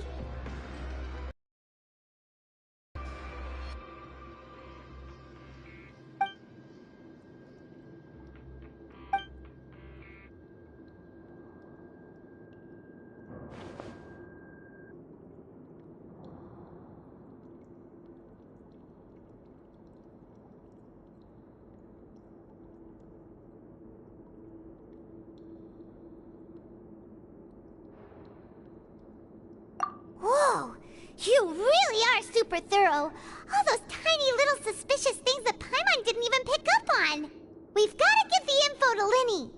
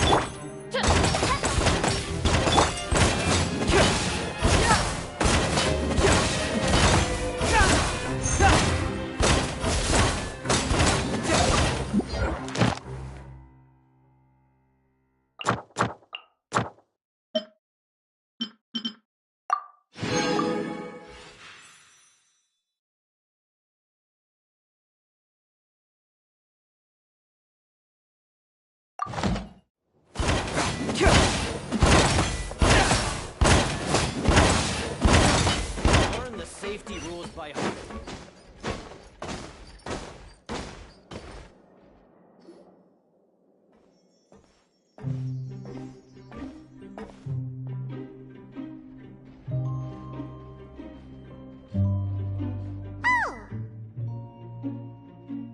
Hmm?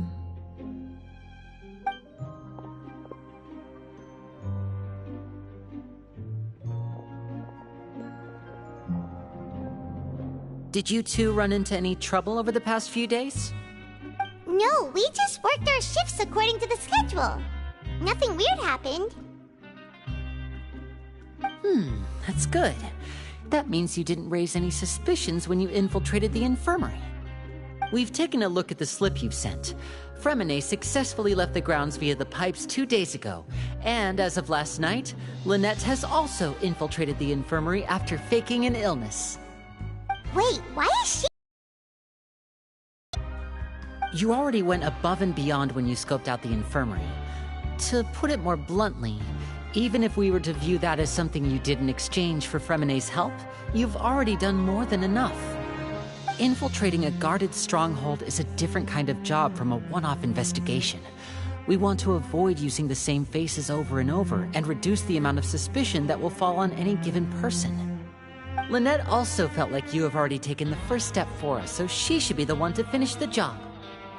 So that's what Lynette thinks. Oh, Paimon hopes everything's going well for her.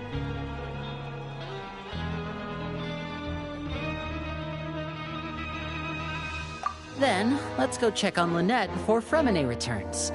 If everything went well, then she should be wrapping up her investigation right about now. Is now really a good time to go over? According to my observations, Sigewinne always spends around half an hour away from the infirmary right before lunch. Lynette knows this as well, so this should be a good time to meet up with her. Also, I'm her brother, remember? It's only natural for an older brother to care about his younger sister's well-being. Okay, then let's head over right away!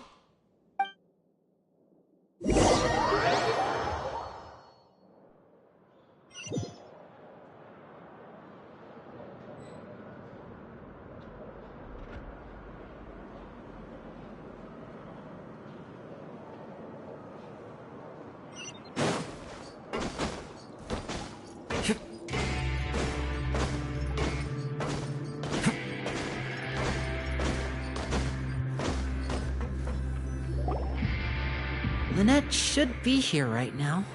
Huh. Strange. Lynette? As expected, Sigewinne isn't here, but why isn't Lynette here?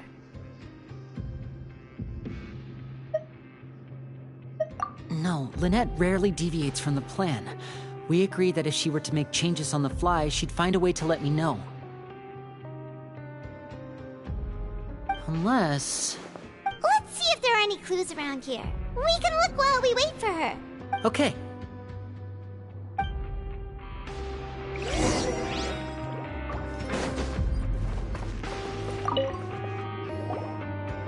There are some books here and a few files.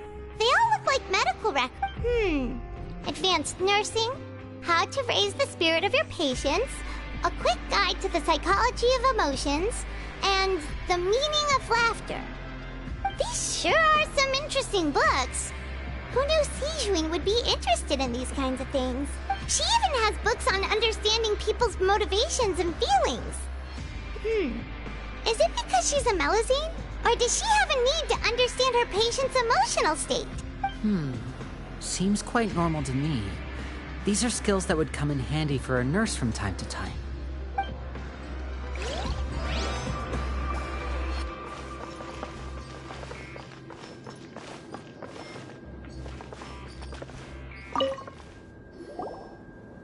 None of the beds have any signs of having been slept in. Except that one over there. That's the one Lynette must have used, right? You said she was pretending to be sick. She would have said her migraine was having a particularly bad flare-up. Generally speaking, the head nurse would then ask her to lie down and rest, while she left to retrieve the medication.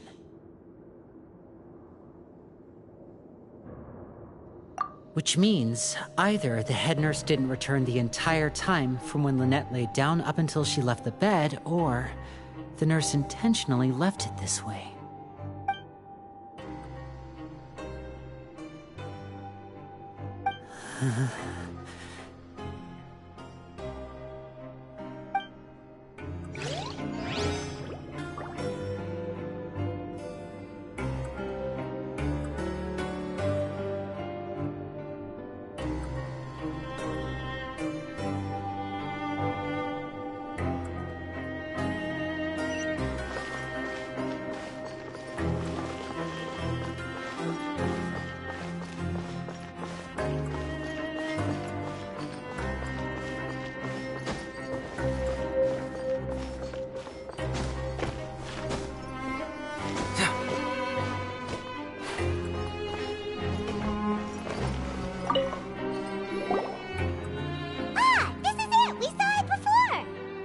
Wait, this thing?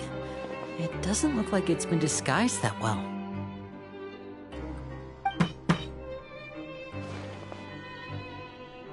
The space behind it is empty. From its size, I don't think it's an entrance that is meant to be taken apart. There's probably a mechanism around here somewhere. Could Lynette have tried to get inside? But if that's the case, she would have contacted me for sure.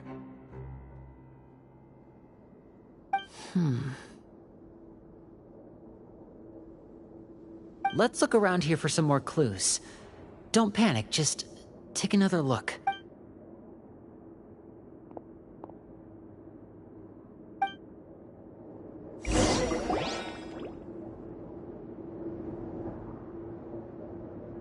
Hey, you guys, there's a slip of paper over here!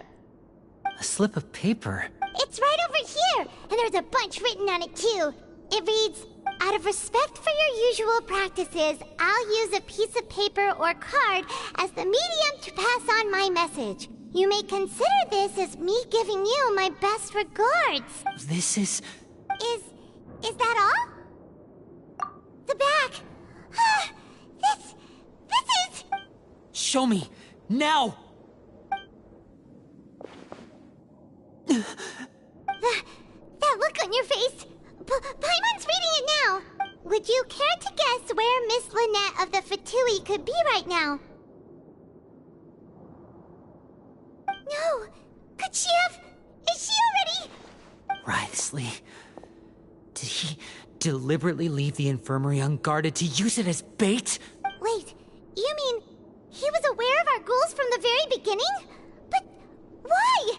We didn't run into any trouble last time, and he also never reached out to us since. Yes, that is a crucial question. Wriothesley, he doesn't do anything without a clear goal or reason. So this means he had no concerns about your activities from the very beginning. You're not from the same camp as us. You were sent down here by Nervulet, so you have no conflict of interest with Wriothesley. We're a completely different story, though.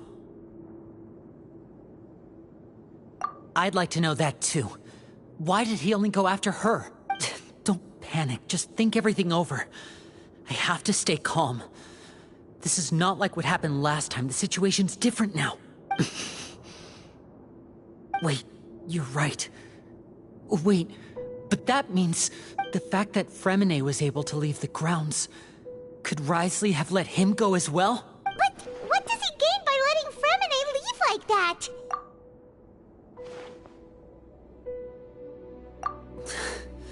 So he's challenging me and trying to provoke me, I'm sure of it. We never should have sent out Fremine. We had to go through all that trouble to find an opening to sneak him around the guards and into the pipe, and we even thought luck was on our side. If Wriothesley let him leave on purpose, then he's probably in a terrible spot now as well. Lenny's getting more and more panicked. We have to calm him down. Don't be like this, Lenny. Fremine wouldn't have left if we hadn't told you about Child. That was our fault. No, I'm the leader of this operation, and I'm the one responsible for this team. I was the one who failed to protect them. I'll go talk to Wriothesley. Hey, don't be reckless! Traveler, please talk some sense into him. I simply cannot allow Lynette to be abducted again. I have to go. I'll find a way to get them back.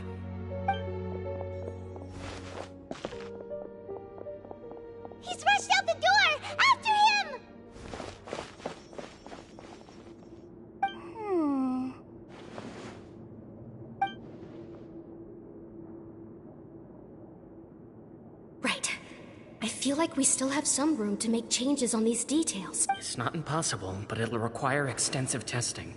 Is that so? Very well. Then please be mindful of the time.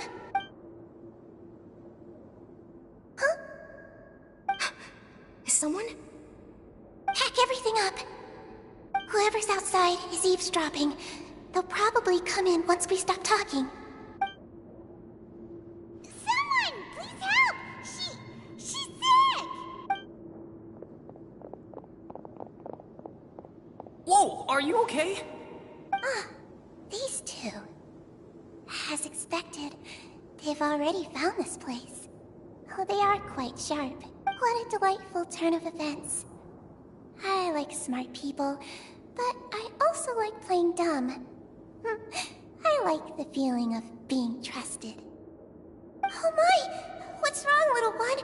There's no need to panic. Take a deep breath before you begin. Being able to read human the useful skill. Wait! It's no use, we have to catch up to him!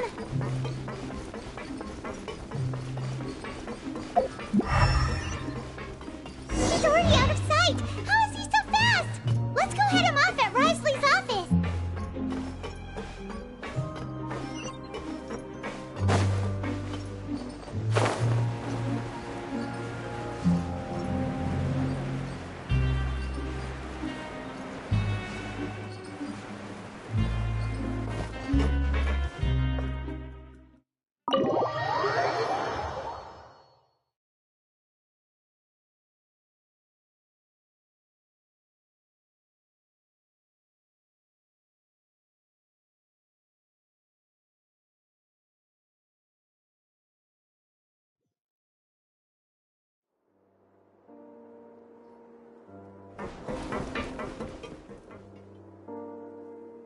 Come out and face me, Risley! Aren't we at an administrative office space? Why don't you at least try to follow even a couple rules from the fortress's indoor management regulations? What did you do to my sister? I ran into the young miss at the infirmary. I'd heard that she was suffering from quite the migraine, so I decided to invite her over for a cup of tea. I do have some teas in my collection that can work wonders against such an illness. Stop joking around! Where did you take my siblings? I have also heard that your performances are quite the spectacle. Miss Lynette would sometimes enter a box filled with water, only to emerge the next second from another place altogether. Maybe she'll appear behind you right now if you were to turn your head. Is he trying to trick me into turning my head? No. He's probably not looking to attack me right now. All of the hostages are in his hands, and he's even in the mood for small talk. That means Lynette is probably still alive. You knew we were investigating the infirmary from the start, so you deliberately aroused the Traveler's suspicions and baited us into continuing our investigation, just so that you'd be able to kidnap Lynette. As for Fremine, no. You probably didn't even interfere with Child's escape. You let him go, so you could purge the Fatui members that we had planted into your ranks. There was no need to do so. The Fortress of Meripede is a pretty pleasant place. Most people enjoy their lives here. The only ones who act differently are those with personal agendas. It was quite easy to identify your colleagues. You removed our original members and spread the news of Child's escape so Father would assign our team to come down and investigate. Fremine has also fallen into your hands, right? If you're oh so omnipotent and so in control, why would you need hostages? One correction. Lynette is in my hands right now, but Fremine is not. He's not? What do you really want? Lenny! Oh, wonderful. Everyone is here, so I'll only need to say this once. Thank you so much for cooperating with me. Eager and to the point, I see. Alas, only Miss Lynette is currently having a cup of the fortress's finest tea. Although, as per your original plan, Mr. Fremine should also have returned to the fortress by now. But he has neither shown up within my gates, nor has he been taken into any kind of custody. So where do you think he may be right now? Wait, you can't mean you locked him outside in the sea? I closed the fortress's gate to the outside world. That's all. Fremene's a star diver, so he should be fine, right? No, we're still here, so he definitely tried to find a way to come back for us. So we can't assume he might have made a break for the surface. But why would I do this, you may be asking? To have an audience with you, of course. My intel tells me that Mr. Linney is a great magician, so it's only natural for me to want to have some cards of my own when it comes to negotiating. Besides, I do recall you mentioning to Miss Lynette that you've always wanted to have a face-to-face meeting with the Lord of the Fortress of Meripede, regardless of whether it was in a personal or a professional capacity. Well, you got your wish. So, you've been keeping tabs on us before we even set foot in the fortress. Some of my folks just happened to hear a thing or two, that's all. In any case, I will be straight with you. I was willing to play dumb and turn a blind eye, so we had a pleasant few days playing games together here. But once you started focusing on the Forbidden Zone, all of that changed. Mr. Linney, the cards are stacked against you right now. Miss Lynette is in my hands, and Mr. Fremene is still slowly being pickled out there in the brine. You know just as well as I that he cannot last out there forever. You need do but one thing to guarantee their safety. I would like you to contact your superior, and ideally invite her over for a cup of tea with me. You want to see Father? But why should she bother giving you an audience? Well, if she cares for the well-being of her dearest children, she should have plenty of motivation to join me for a parents' evening. I've heard that the bonds between the members of the House of the Hearth are like the bonds of family. I don't see why she would refuse. Why did you think Father sent us to handle the Fortress of Meripede? This place is basically a no-man's land. It wouldn't be fitting for anyone as important as a harbinger like Father to come here in person. Oh, I see. So it's because she doesn't care for my place here. That's such a shame. After all, I've amassed quite the tea collection. I was looking forward to sharing it with her. Both Monsieur Neuvillette and Lady Farina have already received many samples as gifts. Was this the extent of your master plan to get to Father? No matter how much pressure you may put on me, I won't allow you to use us to blackmail her. You people really are difficult to get along with. All I'm asking for is a face-to-face conversation. Does she truly have no interest in the fortress's secret? Mr. Linney, you have one last chance to invite your father here. If you refuse... Linny!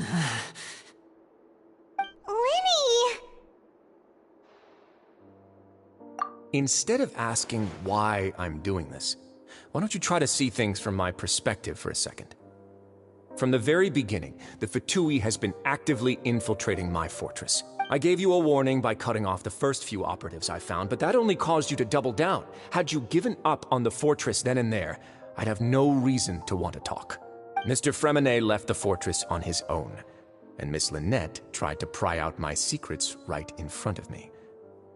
No matter how you look at it, the responsibility for this falls on you. I shouldn't ask Father to do anything because of us. 6, 5... Wait, 2, 1. Time's up. It really is a shame, Mr. Linney. Risley! Negotiations have broken down. Please leave, ladies and gentlemen. It's time for my afternoon tea. Yeah, listen to the Traveler. If you can't talk to Linny, can you at least talk to us? You do realize that I'm only letting you go because of Neuvillette, yes? You're here helping him out, and I've already done my best to stay out of your way. But that doesn't mean you can just do whatever you want.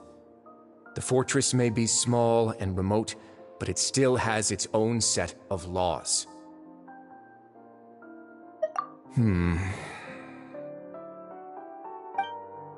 Then how about this? Those who are capable deserve respect. You've spent quite some time investigating my home turf by now, so why don't you tell me a thing or two about what you found, I'll ask you 3 questions. Answer all of them correctly, and I'll agree to your request. Question 1. Regarding the hidden rules of the production zone, what is the truth behind the one about not being allowed to work for 3 days in a row?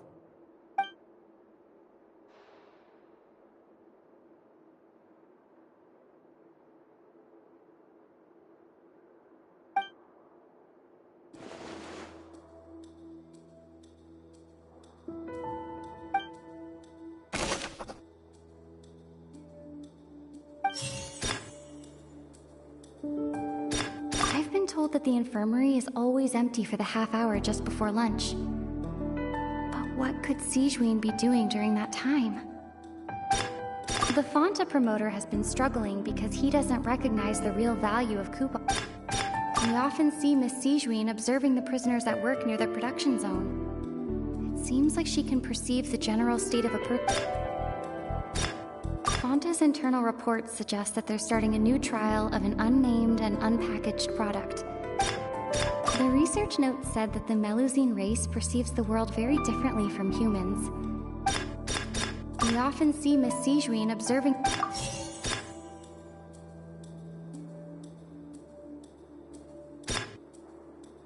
According to Collins, the Pancration tournament only took place because the Fonta company sponsored it.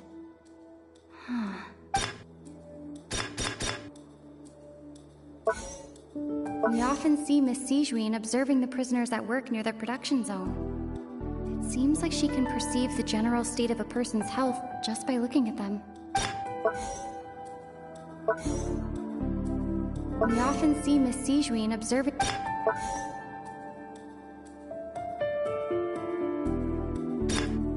I've been told that the infirmary is always... The Fonta promoter has been struggling. We often see Miss Sijuin observing the Fonta's internal reports suggest that they're starting a new trial of an unnamed and unpackaged product. But the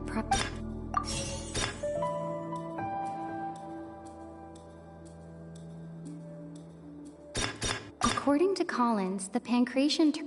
The research note said that the Melusine race perceives the world very differently. Fonta's internal reports suggest that they're starting a new trial of an unnamed and unpackaged...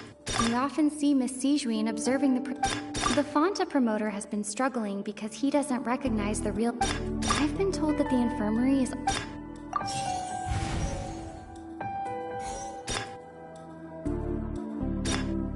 The Fonta promoter has been struggling because...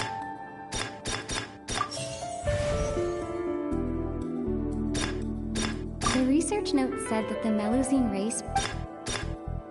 According to Collins, the Pancration tournament only took... The research note said that... So that's what's going on. Paimon understands it now. Who would have guessed? The hidden rule of the production zone. People are not supposed to work 3 days in a row, and if they do, they'll get strange meat in their welfare meal. At first we thought this strange meat must have something to do with the people who disappeared, but in reality, they were all prepared by Sijuin, the head nurse. She often visits the production zone to observe the workers' health and makes a note of anyone who has worn themselves out after 3 full days of work. Out of her sense of duty as the head nurse, as well as her genuine concern for the workers' health, Sijuin visits the cafeteria right before lunch and cooks an extra dish for those who can use the stamina boost. Sijuin has only the best intentions with her surprise gift and doesn't want anyone to find out about what she does. However, unfortunately, Melusines as a race perceive the world differently from humans, and their sense of aesthetics is even more alien to us. The recipients of her lovingly prepared special meals cannot taste the care within and usually just freak out. Are we on the right track? Not bad. You've uncovered Sijuin's secret and even guessed her intentions correctly as well. It's nice to know that her efforts have not gone unacknowledged. All right, now for my next question. There are also some hidden rules in the Pancration Ring, including the one that you're not allowed to support both sides of a fight. Why is that?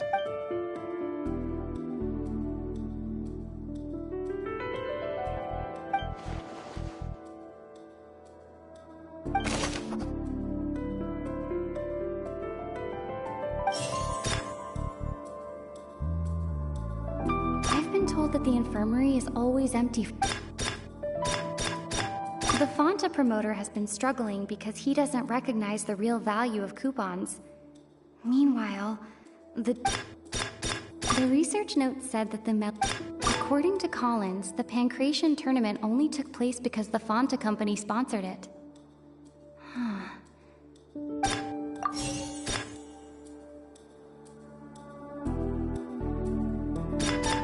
Fanta's internal reports suggest that they're starting a new trial.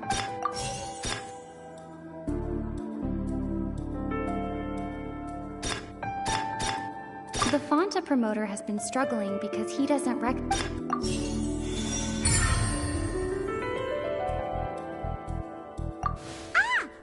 gets this rule too now, so there really was nothing to be afraid of. That hidden rule of the Pancration ring is about how, people are not supposed to bet on both boxers at the same time.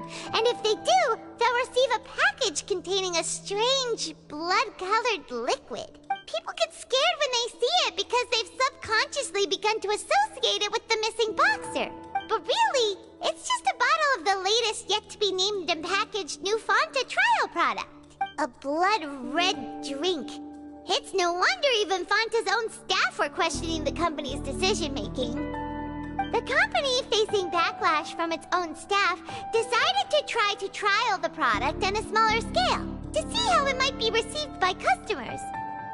They came to the Fortress of Meropide and offered to sponsor the Pancration tournament so they could push their new product. But the Duke completely refused to even entertain the idea. The Duke, knowing how valuable coupons are in the fortress, knew that only total idiots who didn't understand their true value would bother buying a Fanta product here. And so, only those who proved their stupidity by being dumb enough to bet on two opposing sides of the same match were selected to receive the drinks. I acknowledge the effort you've put into bringing the truth of this mystery to light.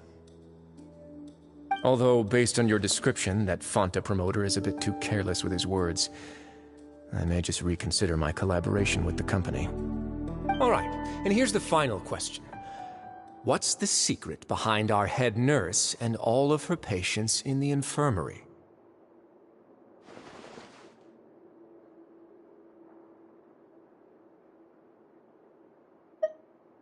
Stop your cruel and pointless games, Risley! You know that we haven't finished our investigation, so there's no way we can answer the last question. The thought of sparing Lynette and Fremine never even crossed your mind! You'll pay for this! Ah! Lenny, are you alright? Oh, close one. I owe you, Sigewinne. That was a fantastic shot. It was nothing, Your Grace. Sigewinne? Though this gun may look like a toy, it's actually fully functional, as I just demonstrated.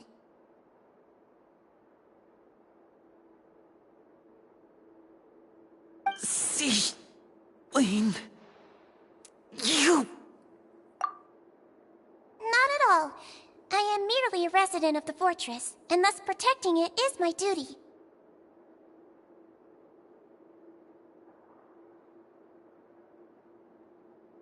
When Monsieur Nervulette asked me to come here, he told me that my job would be to take care of the well-being of everyone here.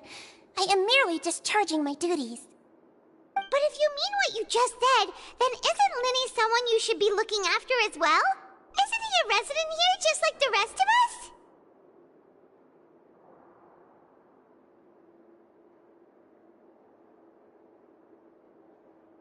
But I really am just doing what Monsieur Nervulette told me to do.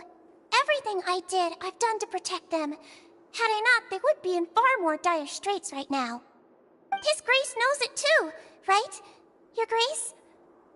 Mind proving my innocence to them? My dear Sigewinne, whatever shall I do with you? Would it have killed you to just wait another minute or two?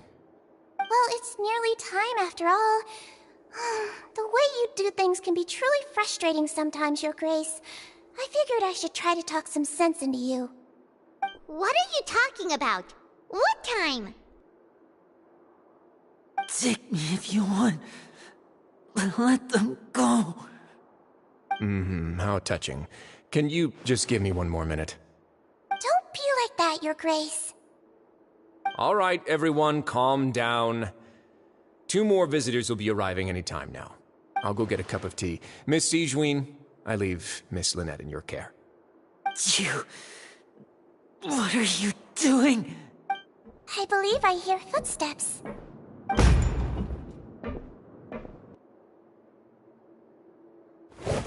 Some space, please. Ah, Miss Clarande.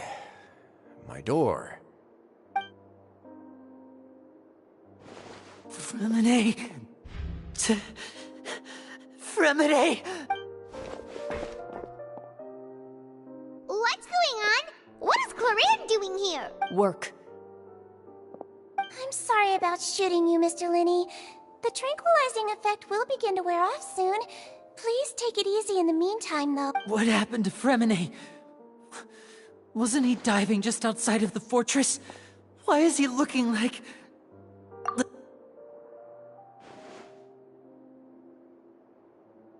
A flushed face, an accelerated pulse. He must have consumed primordial seawater. What did you say? Please, make some space. I'll need to give Mr. Fremine a more thorough checkup. Your Grace, I'll leave the rest to you. I'll talk to Clarande while you get Fremine to where he needs to be. Everything else can wait.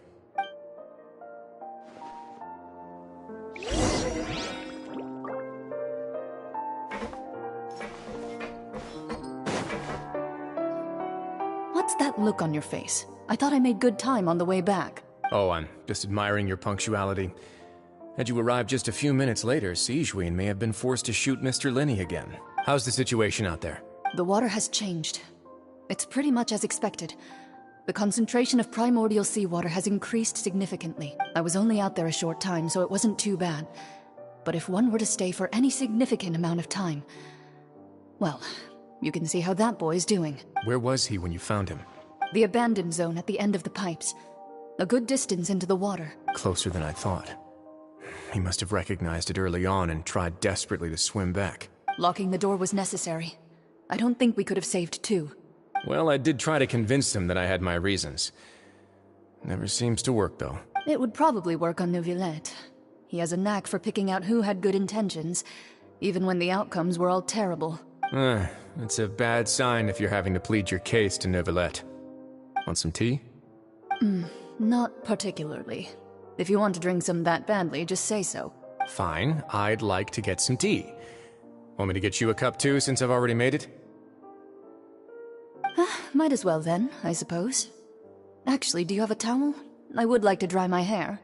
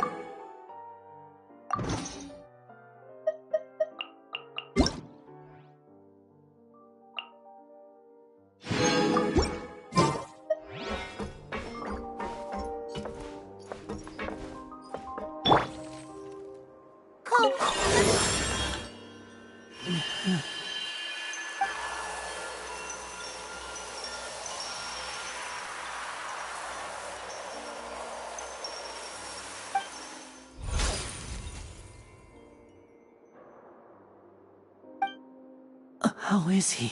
These symptoms are probably caused by an acute ingestion of a large amount of primordial seawater. Still, his condition is not critical. Of course, it would be best if he stayed for further observation. Let's leave him here for now, and move him to the infirmary once he's recovered a bit more. Sorry. I am aware that the infirmary may not be your favorite place in the world at the moment. We do only have a single clinic in the fortress, however. Why would he ingest a large amount of primordial seawater after leaving the fortress? How could that possibly happen? Please, look after Mr. Fremine for the moment. I'll go fetch some medicine and a respirator. Oh, I'll bring Miss Lynette back with me. Where is she? How is she right now? Oh, she just took a nap in an empty room after I tranquilized her. If my calculations are correct, she should also be waking up right around now. You might not believe me, but His Grace and I actually made some snacks and tea for her.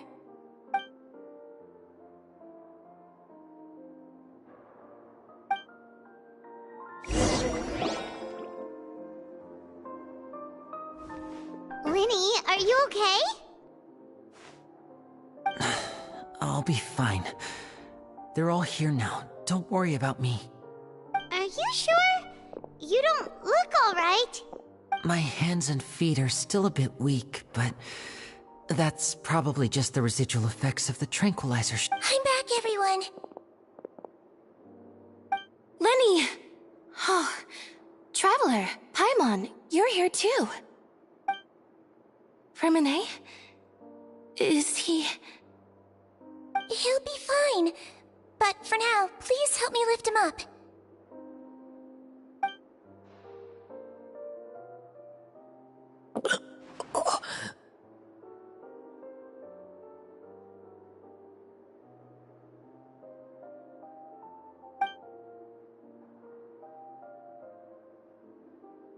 His breathing's beginning to slow down. Give me a hand and help me get him to the infirmary.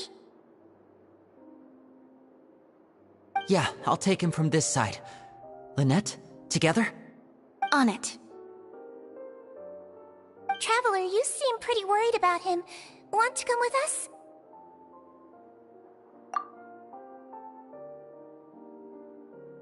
The Duke and Clarande are gone. They probably went to get some tea. The Duke will explain the truth in just a bit. Miss Clarande will need a break, since she only just returned from rescuing Fremine out of the sea.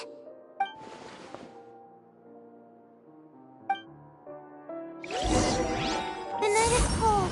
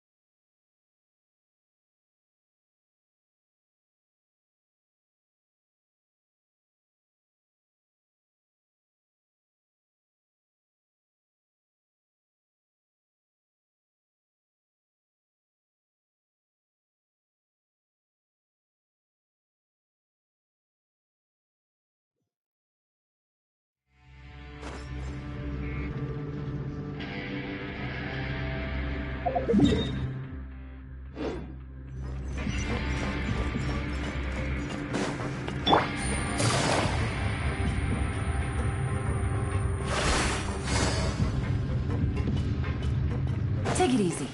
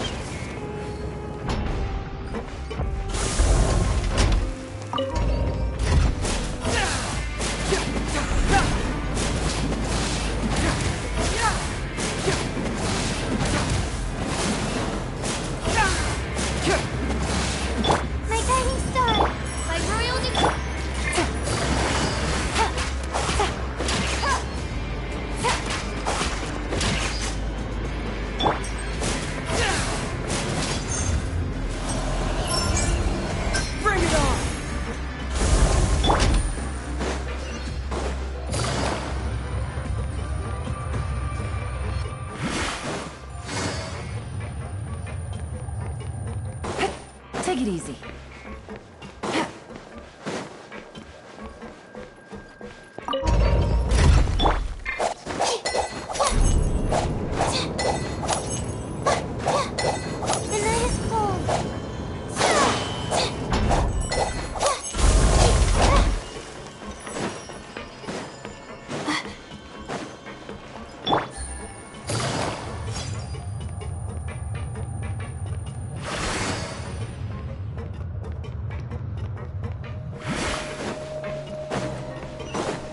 Take it easy. Take it easy. Take it easy.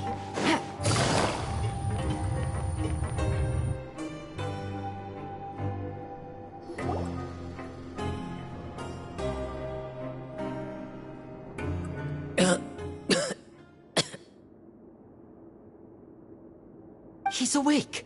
Fremine, how do you feel? Lynette. We're all here. Where am I? The infirmary, at the Fortress of Meripede, Mr. Fremine. How do you feel? Don't push yourself if you're not feeling up to it.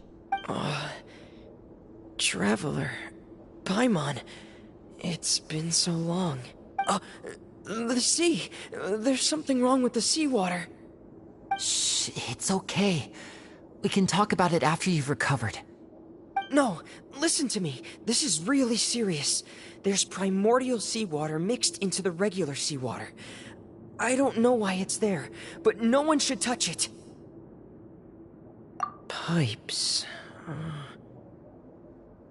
Right, the pipes. It's all coming back to me now.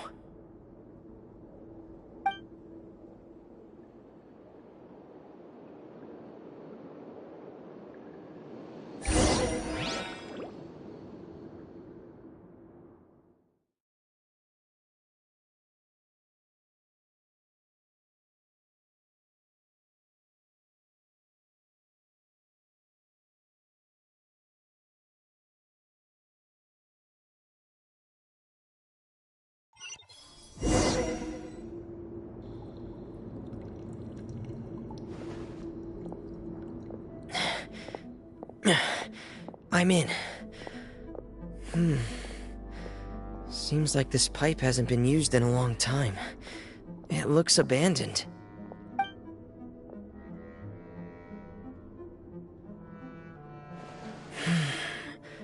Where could Master Child be?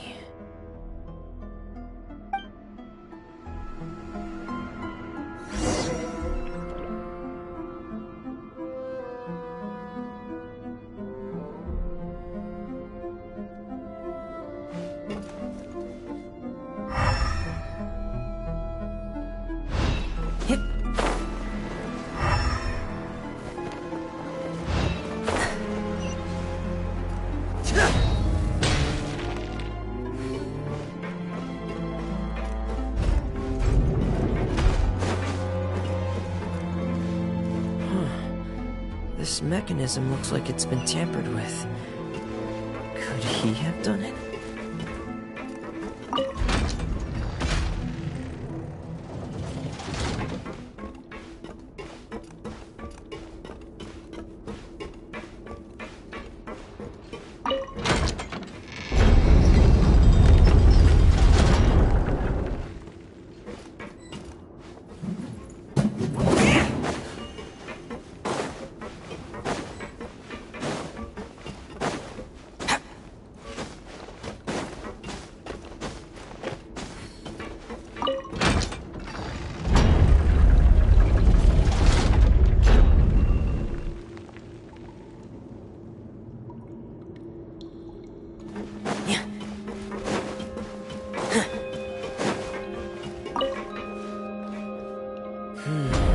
It's getting stuck on something.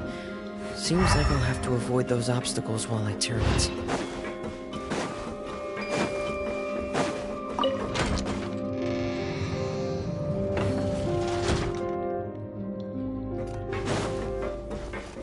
Hip.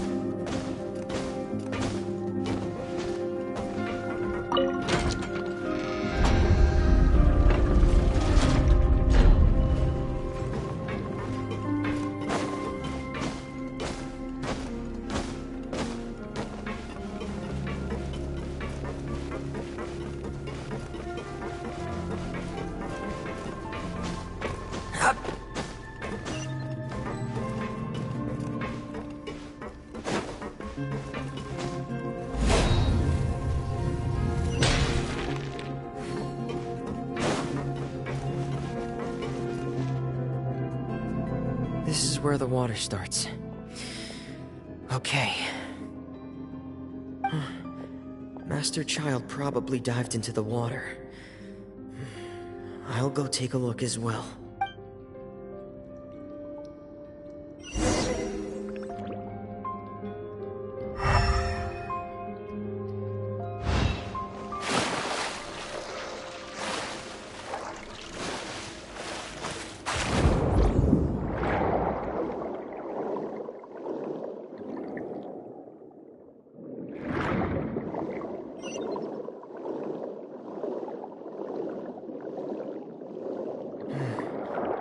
The vegetation here is a bit more sparse.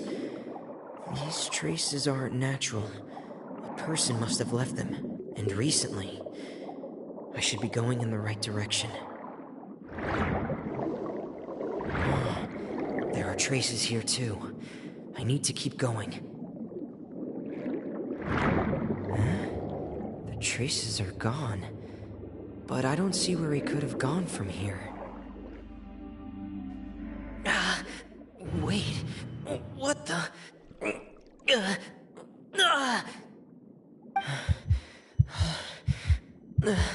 My heart is racing, and it's getting harder and harder to breathe. What's going on? No good. I have to get back. They still don't know anything about what's going on. If I turn back right now, I should still be able to make it.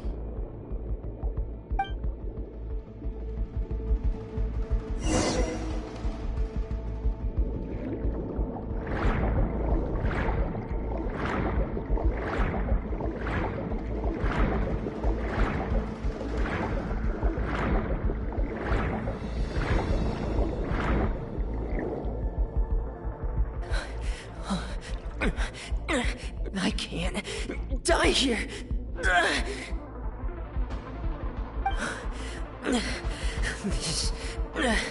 This is bad. I'm feeling worse and worse, and I'm still underwater.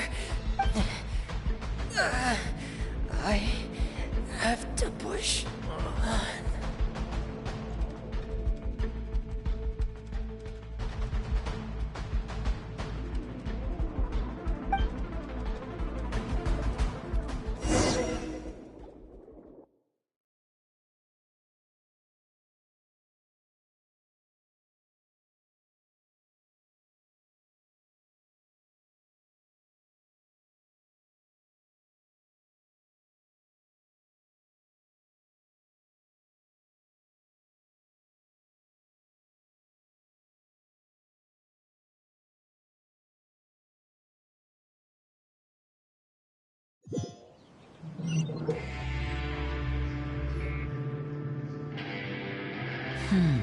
So, in other words, the trail you were following vanished, and you had no idea where Master Child could have gone, but there was also no obvious place for him to have disappeared to.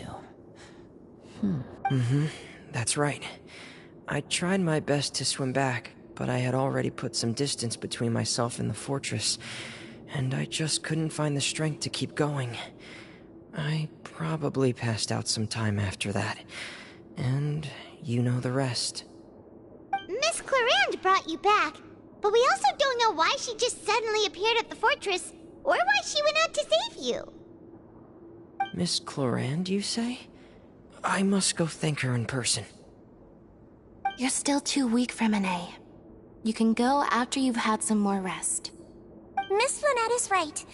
I believe Miss Cloran will stay here as a guest for another few days, so there's no need to hurry. A guest? Then I can assume Risley was the one who invited her to come down here? You should ask His Grace about that. He'll be able to explain better than me. Yeah, it's about time he actually told us what's going on. Wanna come with us, Lenny? No, please go on without me. I don't want to leave just yet. Lenny.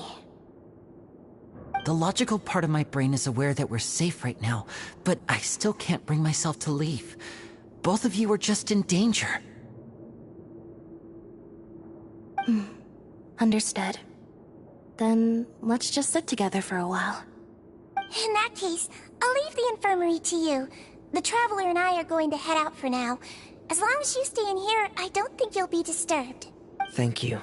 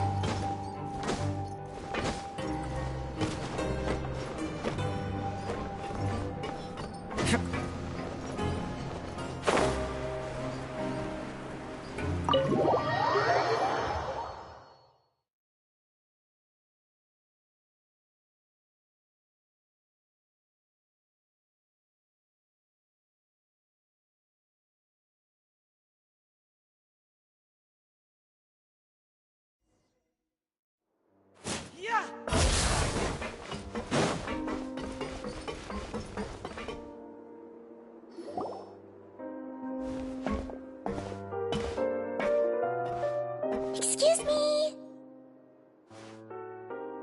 I take it Mr. Fremonet's condition has stabilized? Of course! I wouldn't have left the infirmary otherwise. I've been expecting those two, but might I inquire as to the purpose of your visit, Miss Siegeween? I wanted to check up on Miss Cloran. How are you feeling? Mostly fine, I think. If you don't mind, I'd like to perform another quick physical exam. It'll just take a few minutes. All right. Thank you for looking out for me. I'll take my leave for now, then. Well, want to explain yourself, Risley? Of course, but I'm not partial to the word choice of explain. How about enlighten? Where should I begin? How about you start by asking me any questions you have? You can start with whichever one you'd like to get answered the most. Then Paimon will begin. Did you know about Lenny's goals from the very beginning? No. I just knew they were Fatui operatives sent to the fortress by the Knave. As for their specific goals, I only figured those out as you made progress on your investigation. You managed to monitor and stay ahead of them even though you didn't know what they were trying to do? They came here with ulterior motives. Kind of behavior signals. Initially, I thought their goal was just to investigate Child's disappearance. Linny suggested that I had deliberately let him escape, but in truth, I didn't really do anything special to help or hinder him while he was here. Everything he did, from finding helpers to leaving this place, he did on his own. Of course, it's inevitable that the Knave would make a big deal out of her fellow Harbinger's unexplained disappearance. I'm also quite curious about where that Harbinger went. So I figured I might as well let the Fatui do their own investigative work. All I care about is the answer. So you were hoping Lenny's group would just do your work for you! You make it sound like that's a bad thing. Unfortunately, things didn't go as planned. I assume that Fremonet has told you already, the ratio of primordial seawater around the fortress of Meripede is on the rise. The Forbidden Zone has always been Lenny's target, and you got roped into that investigation after running into him. I began to intervene out of concern for your safety, and also to prevent the fortress from becoming entangled in more irksome matters. Are the rumors true? That you're also a former criminal? Now, why would you put it like that? Isn't staying here all day and serving as the manager of the fortress a kind of sentence unto itself? Another form of prison? I just happen to have some support from the rest of the inmates. That's all. Oh, right! Paimon wanted to ask, who invited Cloran down here? Me, of course. I paid her good mora to come down to the fortress for some field work. As a champion duelist, Miss Cloran could be considered to be an independent party. I needed to find an exceptionally capable person to help me get through the impending crisis. And saving Fremine was part of that crisis? You can think of it like that, yes. Credit where credit is due, that boy is quite adept at diving. Had conditions not been as hostile as they were, he probably would have found the missing Harbinger already. That's not something you should be asking after. Neuvillette only asked you to investigate Child's whereabouts. All I need to prove to you is that the Forbidden Zone had nothing to do with the Harbinger's disappearance. That should be clear now that you've spoken to Fremine. But we've already uncovered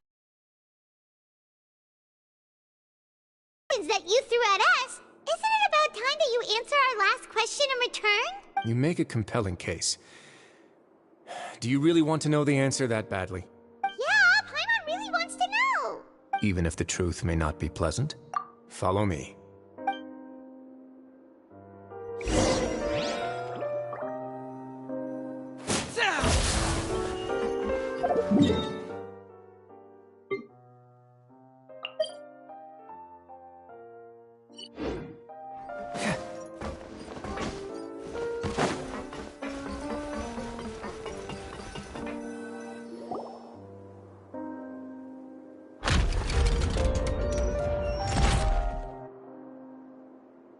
There's a hidden door here?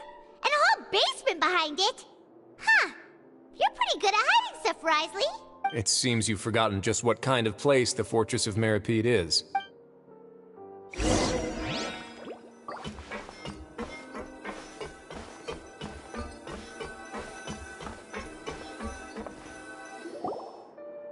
Stand on the central plate. Wait, is there a secret mechanism or... Whoa!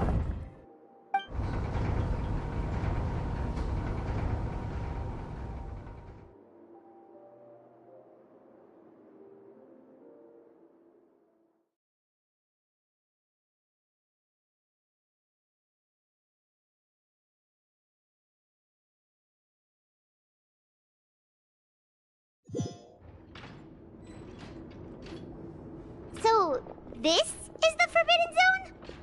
Honestly, for a place so well hidden, Paimon sure doesn't see anything special. What a huge door! There are 3 such isolation gates in total. Generally speaking, I'm the only one who's allowed to go inside. Hence the name. Am I correct to assume you're going to run on back and tell your little Fatui friends everything? Well, Paimon wasn't thinking of keeping anything from them. Well, I'd advise you wait until you've seen the whole truth of this place for yourself before deciding whether or not to tell them.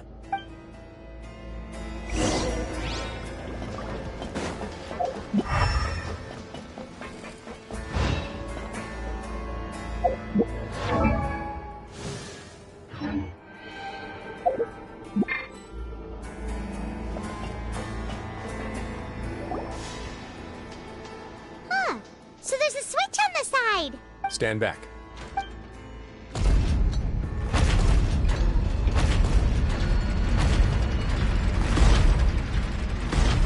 Whoa!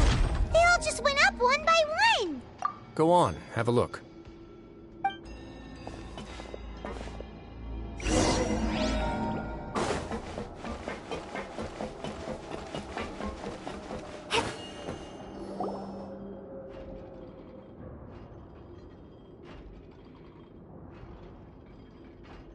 I've been interested in what lies beyond that gate ever since of Meripede.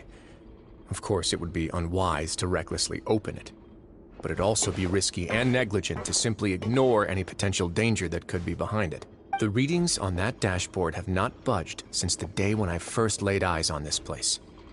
But over the past year, the needle has crept upwards from its original position, likely because some parameter it's been tracking has changed, if only infinitesimally.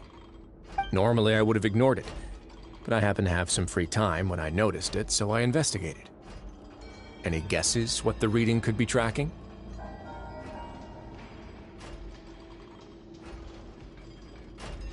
Very reasonable guesses. I've considered both of those as well. Unfortunately, our dashboard is tracking something less ordinary. The temperature should vary with weather and climate changes, so for something that rarely shifts, the water pressure is more likely. We ran a few tests to increase the pressure from the outside, but the readings didn't change at all. Later on, a few more possibilities occurred to me, such as a potential connection with the primordial sea. I began to make a few preparations based on that hypothesis. Over the past few days, the needle has moved again. With that, and the symptoms that Fremine displayed after leaving the fortress, I can now confidently conclude that the readings represent the concentration of primordial seawater in the seawater nearby. The concentration of primordial seawater? But we're already under the sea! And that is precisely the problem. We're at the bottom of the sea, and now we're surrounded by toxic seawater. Somehow, primordial seawater got mixed in, and the concentration is steadily rising.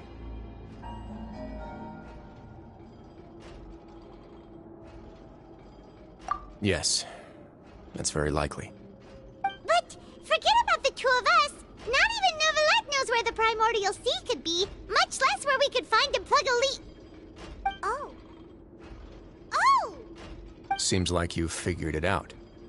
I believe the primordial sea lies directly beneath this sluice gate. For some reason, the primordial seawater levels have risen significantly, and it's now very close to us. The indicators are now red. Although the gate still stands, some primordial seawater has already leaked out and mixed into the sea around us. If this continues, soon it will no longer be able to hold back the primordial sea at all. Yeah, you know what the legends say. If this place falls, then everyone in Fontaine will be turned into puddles in the span of a night. But that's just too weird! Why would the Fortress of Meripede be built right above a sluice gate for the primordial sea? Who built this place anyway?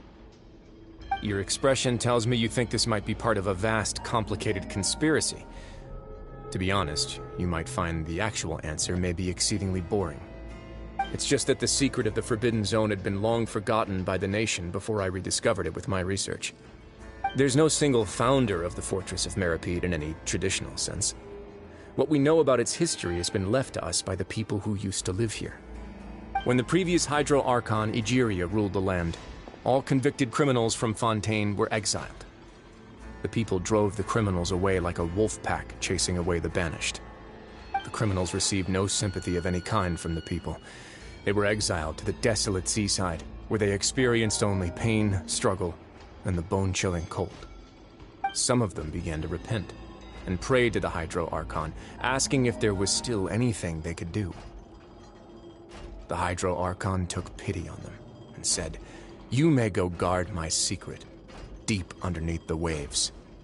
And so, leaning on the power of the Hydro Archon, they gathered underneath the sea and began to build a fortress.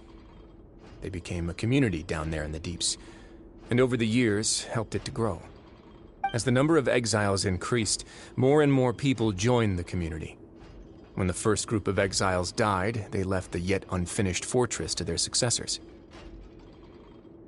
The Hydro Archon continued to lend her support, allowing the fortress and what it stood for to continue growing ever larger. Before long, this dark underwater fortress became the sinner's only home.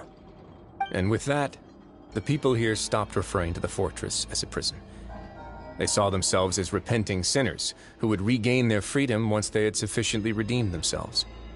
But as time went on, people also realized that the fortress was a lonely place. Once they had gotten used to life here, they could no longer feel comfortable living in the overworld. Once they had finished serving their sentences, some people left and some others chose to stay. They'd find some idle position and let their withered souls fade away with the ancient secrets of the past. After many, many centuries, few people still remember the reason for the fortress's founding. Now they just see it as an integral pillar of Fontainian society, as the place where criminals deserve to be sent. Now and again, researchers manage to break one law or another and live out their days in the fortress. I learned all this from an elderly historian. Everyone else just thought he'd made it all up. But now you know every part of that history is true. Indeed. It's just as the prophecy says. If this gate fails, then everyone will be dissolved into the sea. To be frank, not really. But sadly, that hasn't stopped this prophecy from proving all too accurate. Prophecies are troublesome things. Just hearing one will create the first wave of panic. Seeing signs of it will bring about the second, and actually witnessing it in real time, the third. Let's go somewhere else. I want to show you something.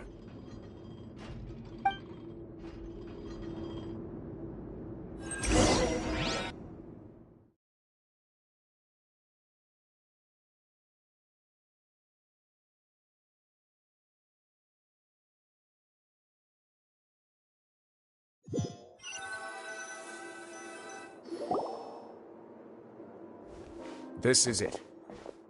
Your Grace, perfect timing. The results from our last round of experiments have... Wait, Jurier, he's not... Huh? Lorvine and Jurier? No need to panic, you two. I've already told them about our plan. What? After you warned us not to tell a single soul about any of this? I'm skeptical as well. Are you sure they are trustworthy? The results speak for themselves, don't they? These two may already know more than you could ever imagine. All right then, if Your Grace insists. They seem harmless enough, so I'll trust them for now.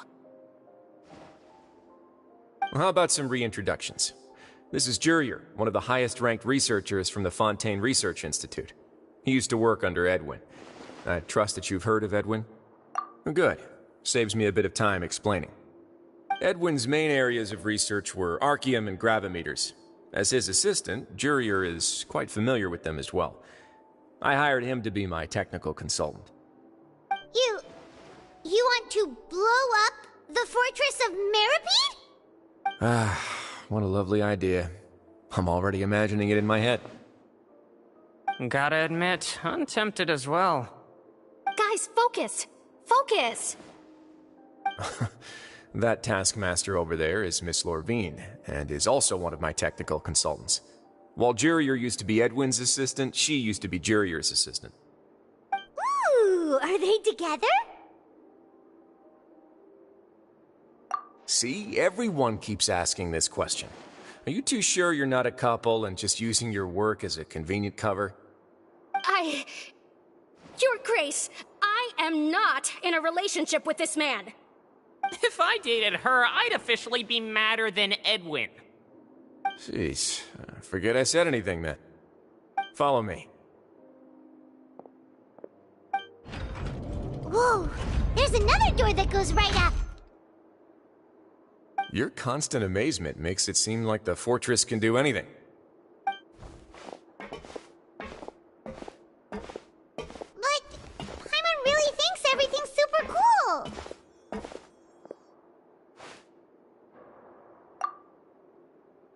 Well, let's spice it up a bit. And here you go. What a huge ship! This is also a production zone that Paimon's never seen before. What's going on? How much do you know about Fontainian history? Not much at all. Well, then maybe you haven't heard the story of ancient Lemuria. To give you a quick rundown, Fontaine used to be ruled by the Lemurian dynasty. According to legend, the Lemurian king Remus came to this land after being inspired by divine revelation and found the seer Sibila, who had taken on the form of a golden bee. Taking the golden bee with him and riding on a huge ship, the Fortuna, he created his nation above the surging waves. He called his nation Lemuria, and used the Fortuna to incessantly search for new tribes and islands, calling on them to join his empire. There's a ship in this story too? Where there's water, there'll be ships. People believe that hope can always be found at the end of a voyage. Do you believe that too? To a point, I think. As you've already seen, I have a whole factory's worth of labor, materials, and technology at my disposal. Certainly can't hurt to give it a try. So the moment I began to speculate that the primordial sea might lie underneath the gate, I also began this project. Were you inspired by the legendary Fortuna? Maybe. Fontanians need something to hold on to cope with the impending disaster. Were the workers to find out the truth behind this ship, riots would destroy the fortress faster than any catastrophe. As the fortress's administrator, I'd never make such a reckless call. Alright, that's enough talking for now. I'll need another 3 cups of tea to soothe my throat. Do you have any other questions? Seems like you're good. Come on, I'll take you back.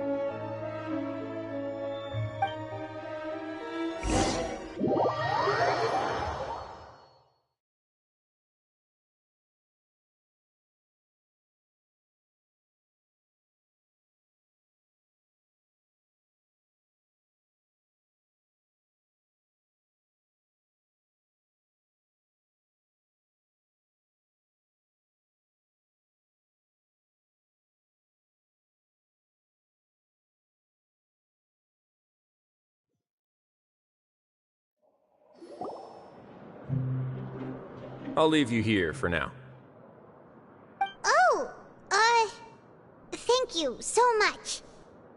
No worries. But don't forget, it's up to you whether or not you want to share what you just saw. What you do from here on out will likely affect those 3 as well.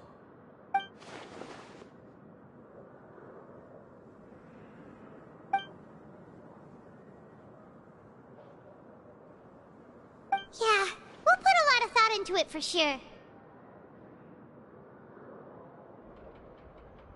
Great. I look forward to what happens next.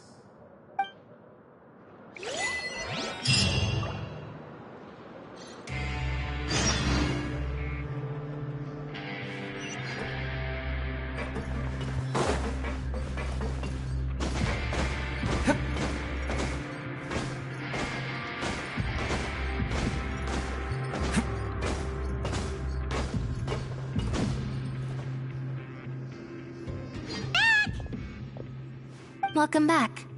Do you want a cup of tea? How can you be so much like Risley, always drinking tea? Huh. Actually, now that you mention it, I just remembered something now. While I was sedated, I could still barely hear 2 people talking next to me. They were discussing everything, from the leaves to the water and even the teacups themselves. Must have been Risley and Sijwin. Yeah, I heard 1 male voice and 1 female, so it should have been the 2 of them. They really were just talking about brewing tea. I really can't make sense of this place. So, Traveler, Paimon, were you able to learn anything from Risley? Yeah, he explained everything. Very well. Then, would you mind checking your answers against my speculations?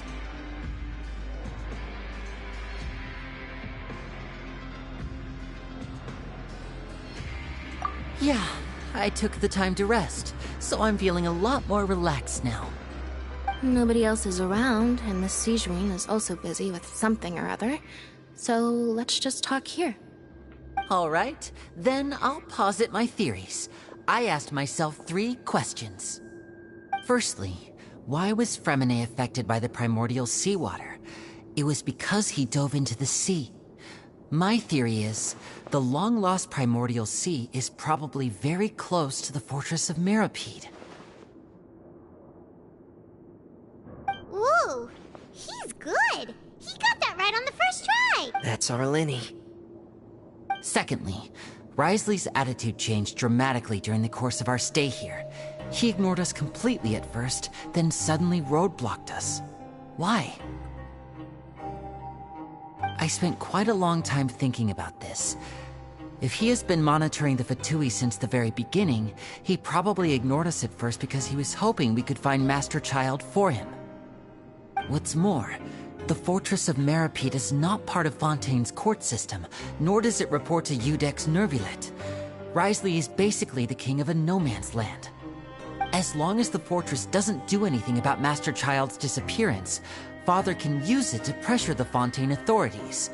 And while the two factions are pitted against each other, Wriothesley will be free to move between the parties of interest. If I had to guess, he probably has something that he's working on himself. It's likely related to the secret of the infirmary, but I just can't think of what it could be.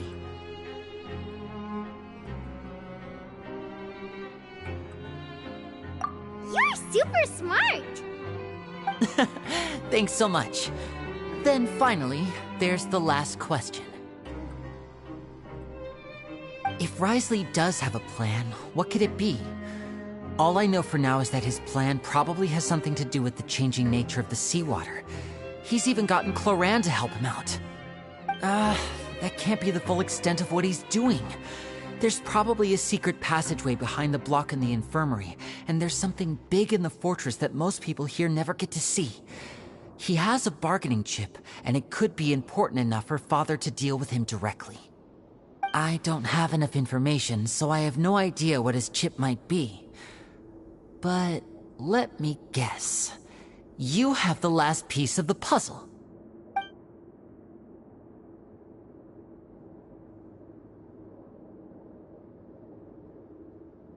I can't believe it. The sea will engulf everyone. Just like the prophecy said.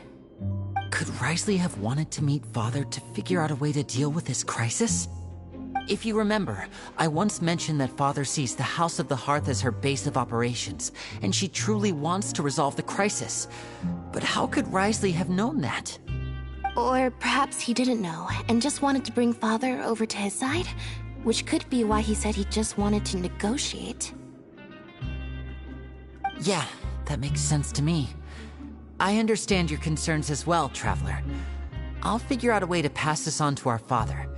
No matter what, we're on your side. The two of you have already aided us far too much. We probably wouldn't be standing here right now if not for you. If you ever need anything else going forward, please come to the House of the Hearth at any time. Though you may not share the sentiment, after all that we've gone through together, the three of us basically see you as family now. You have my gratitude. Thank you for protecting Linny when it really mattered. And thank you for sharing the secrets of the fortress with us. We didn't think you were going to do it. Why are you being so formal all of a sudden? Given your strength, you might not need our help at all. But if you are ever in danger, we will try our best to protect you. Aww, the sound of that makes Paimon feel all warm and safe inside.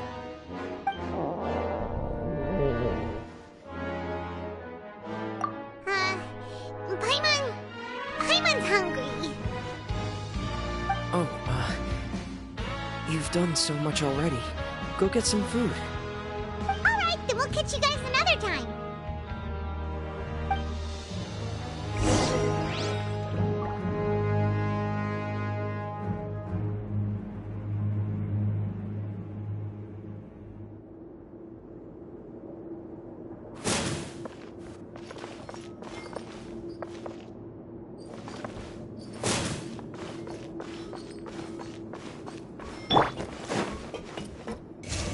No rest for the wicked. It's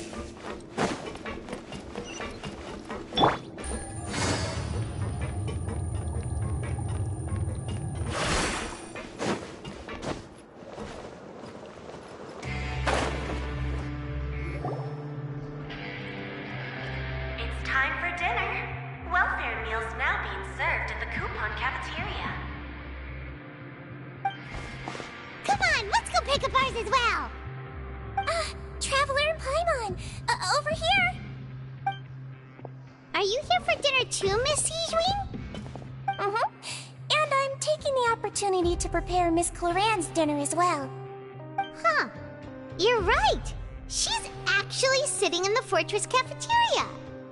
What would you like to eat? Yep, you can. I've already talked to our chef, Mr. Wolsey. It's all on me today, so you can get whatever you'd like.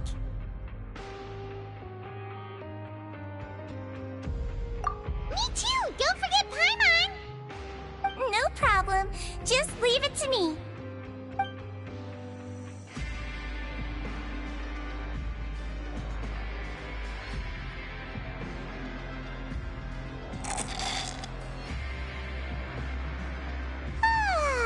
So delicious.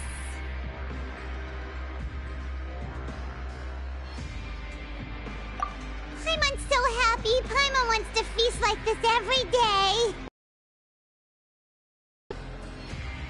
Feeling full yet? How's the food? Delicious. I'm so glad to see you all so happy. Oh, see, the expression on your face just now? The muscle here just moved, which suggests that you're feeling quite relaxed at the moment.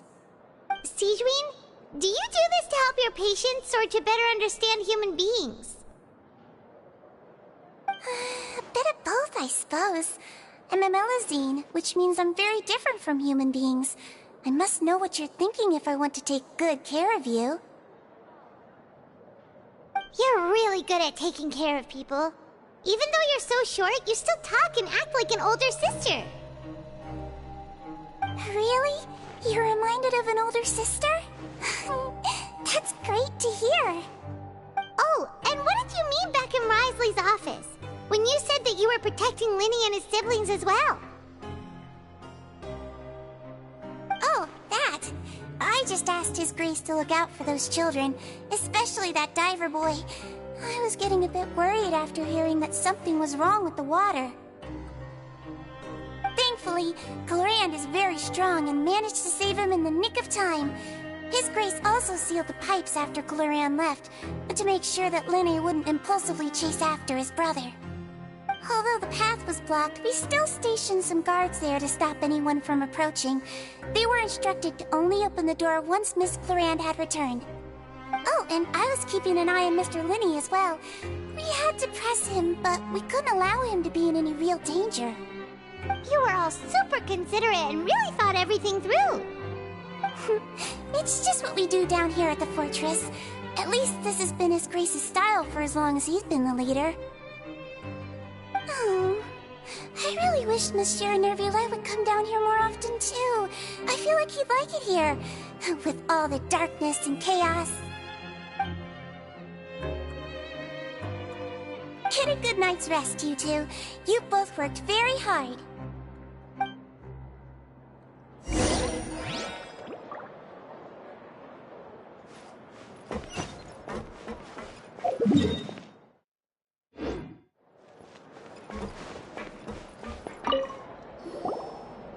Glorand! Ah, it's you two. How's dinner? It's all right. Miss Sigewinne really put in a lot of effort. So we heard that Risley invited you to come down to help, and you saved Fremine too! You sure work super fast! Oh, it was child's play. Still, Paimon didn't know even champion duelists could take on side jobs. Oh, and why aren't you eating with Sigewinne and the Duke? Won't you get bored eating by yourself? Miss Sigewinne was with you, and the Duke has business of his own. Actually, didn't Navia say that you went out for dinner with her as well? Yeah. First time in a long time. First time in a long time? So you mean you've gone out to dinner with her in the past? In the past, yes. You seem to be enjoying yourselves here.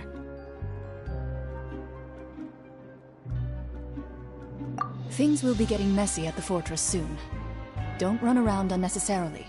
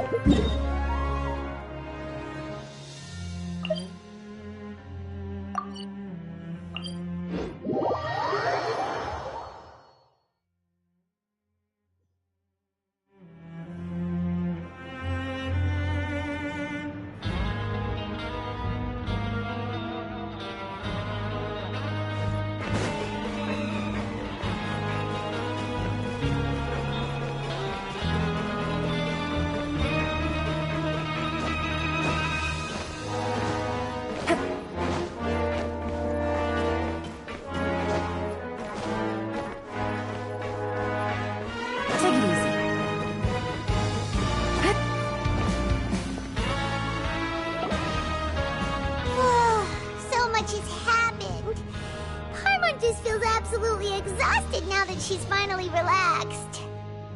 I'm super sleepy. Are you sleepy too?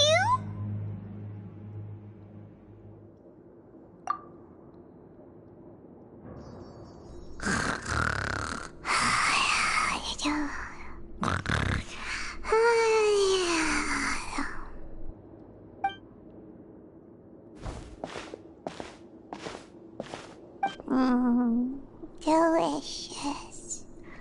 Paimon wants seconds for free.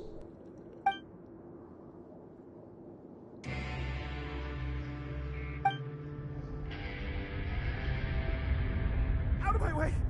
Get out of my way! What happened? Why is everyone running? No idea, but something must have happened. Stop asking!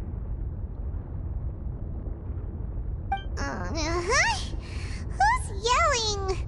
Paimon still wants to sleep.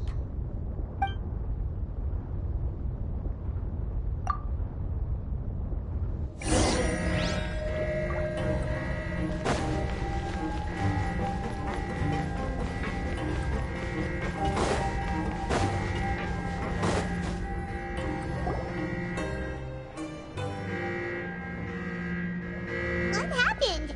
Why is everyone running around? Hey, what are you doing? No time to explain, mate. Goodbye. Hey, wait! What's wrong with these people? They won't even talk to us. They're here! There you are! Oh, thank goodness! Quisto and Laveroon, do you know what happened here? We came here especially to inform you. Something seems to have gone terribly wrong just now. His Grace is telling everyone to evacuate and get out of here. Laveroon was saying you two are new here and you don't have many friends, so you might slip through the cracks. Haven't you heard all the stories like that? An evacuation is successfully completed, yet you only find out once you do a head count that 1 or 2 people are missing. Wait, weren't you the one who brought that up? Why is it suddenly my idea? Hey, shut up! Okay, whatever. The point is, you should come with us. Yeah, he said to get as far away as possible, upwards and outwards. Oh no, it can't be that thing! Whoa, wait, what? What? Hey, where are you going? We have to go find the Duke! You two just go and get out! Go on without us! Be careful! Attention, please evacuate upwards and outwards, upwards and outwards. If you're already at the top of the flare, then try to move as far outwards as possible.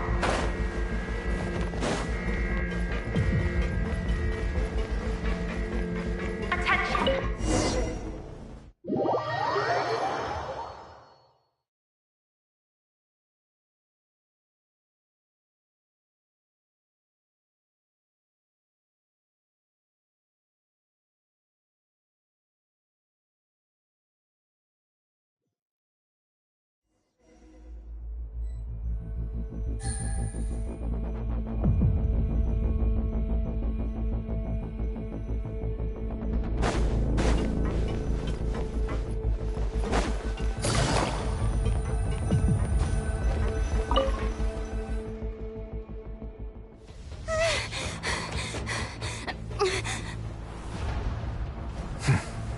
They're here. Just like I said. What happened?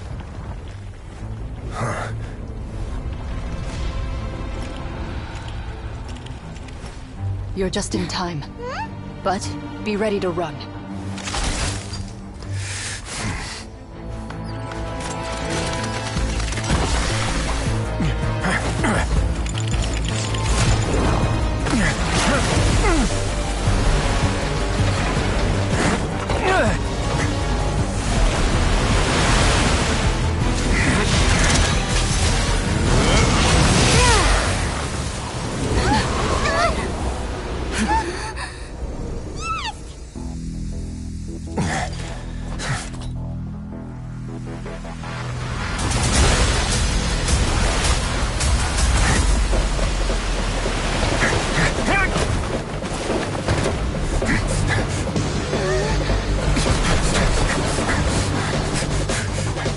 3, 2, 1.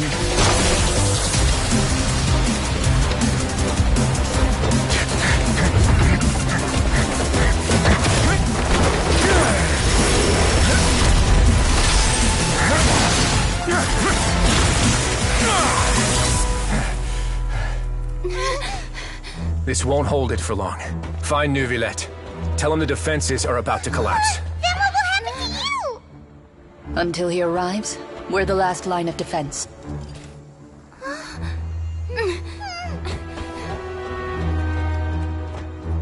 The gate. How long do you think it'll hold? That depends on us.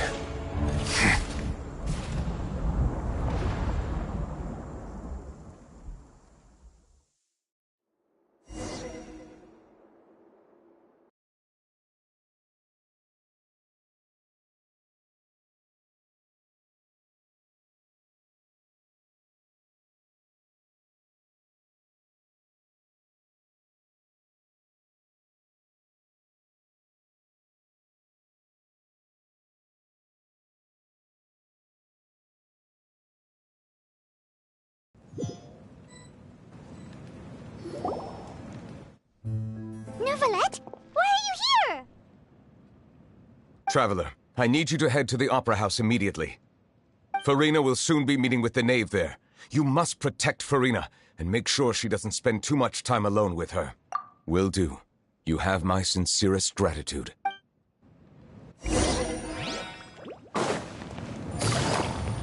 Take it easy.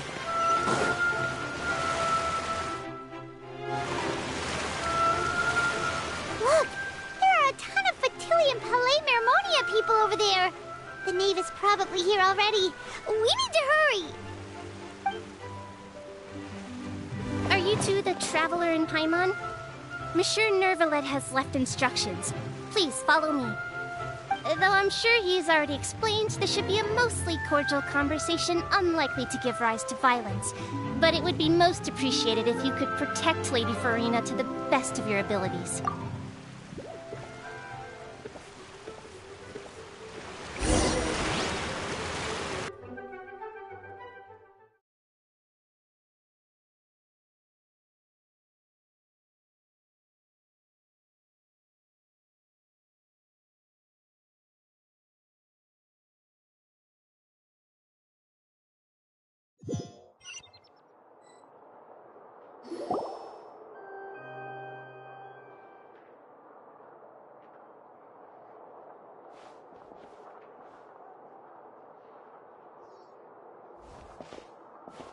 Oh, so you two are the honored guests Miss Farina mentioned. Of course, of course! How could they not attend a meeting such as this? I must always have 2 or more guests at my dessert table. Otherwise, the occasion would be too lonely and unbecoming of my station. It is my pleasure to make your acquaintance, Traveler.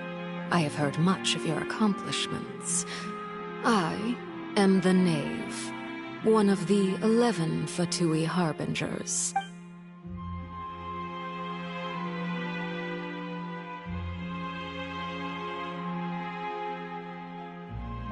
I've already prepared seats for you. Come, sit beside me. Perhaps you two are unaware of how Miss Farina and I do things. You see, we actually recently agreed to get together for tea when we had the time. See this? This is a limited type of confectionery that Miss Farina simply adores. There are only 16 slices sold every day. Here, why don't you and Paimon have a taste?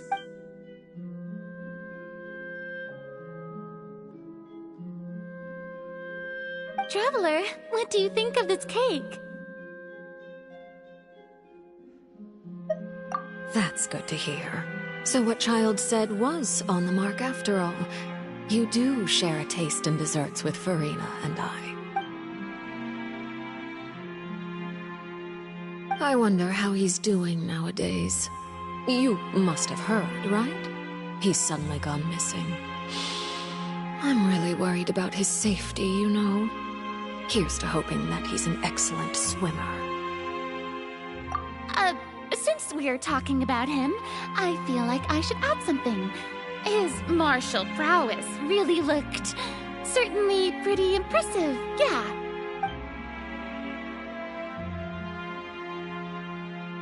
Oh, so you're also familiar with his aptitude for fighting, Miss Farina.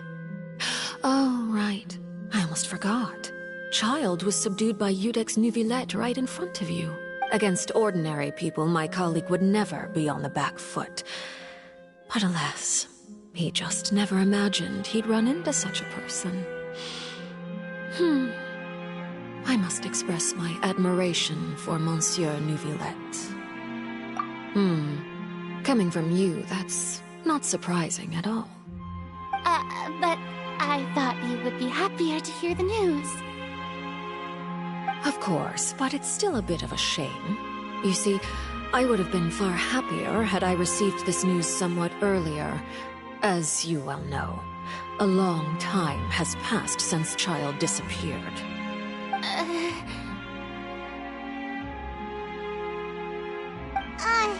Well, in any case, there's no need to worry.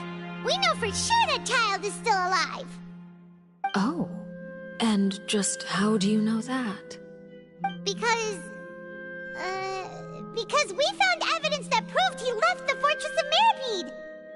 And where did he go after leaving the fortress? Well...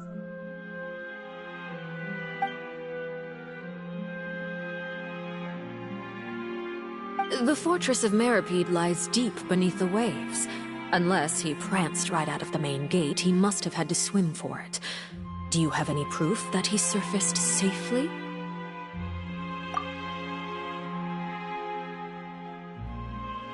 Ah, that is good news at least.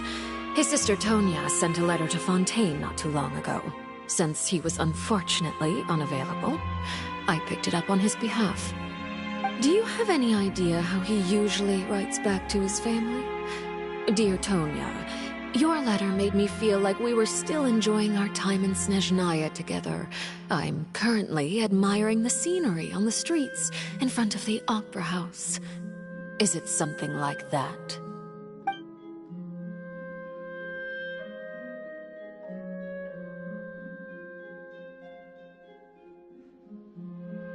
All letters tend to follow the same few formats anyway, right? As long as the contents are accurate, it doesn't matter so much how it's written or how it's worded.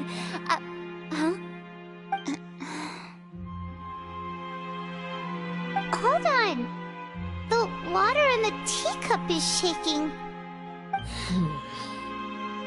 I suppose this is also a sign of things to come, Miss Farina. I don't quite understand what you're trying to say. Have we entered into the next stage of the prophecy?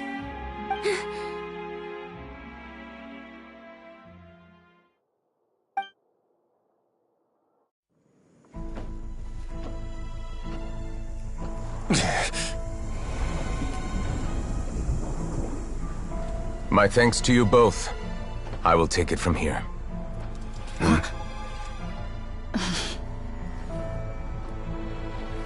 Sure you don't need a hand? Quite sure. Wow. So, what's your secret, huh?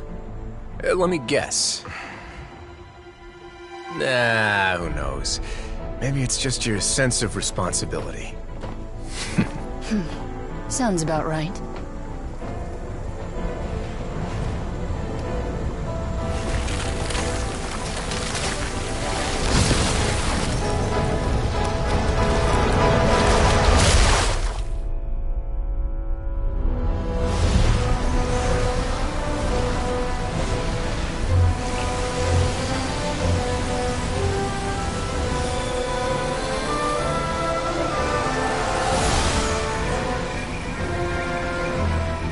Day may come when the prophecy is fulfilled, and the waters burst forth. But it is not this day! This ancient power could easily obliterate an entire race. A tsunami of fury would unleash endless catastrophe.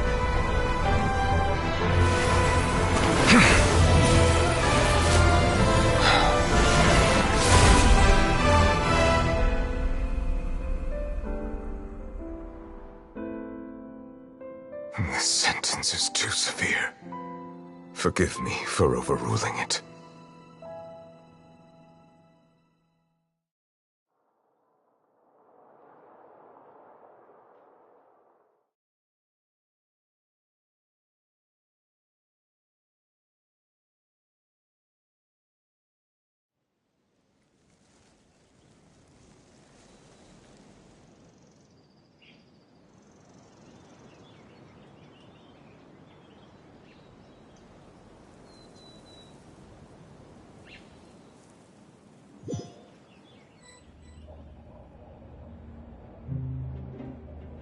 All right. Seems like the problem inside has been suppressed. Let me guess, we're safe for now. Indeed. But only for now. I win this bet. You owe me a present. Very well. It was indeed just as you said. You made a bet? We made a bet on the size of your entourage. Cloran thought you wouldn't come down by yourself. I figured you would have at least brought a few people along for appearance's sake. It appears I underestimated just how confidential the mission was. Shouldn't you have gotten used to confidential missions by now? That's just how the courts operate. So what gift must the loser give? Tea? He already has tons of tea in his office. I'm thinking about a set of legal codices. That wouldn't happen to be a dig at my lack of legal awareness, would it? Well, I'm sure His Grace doesn't consider the fortress to be outside the law. I was under the impression the residents of a place like this would be uninterested in the legal codices. That was obviously a joke.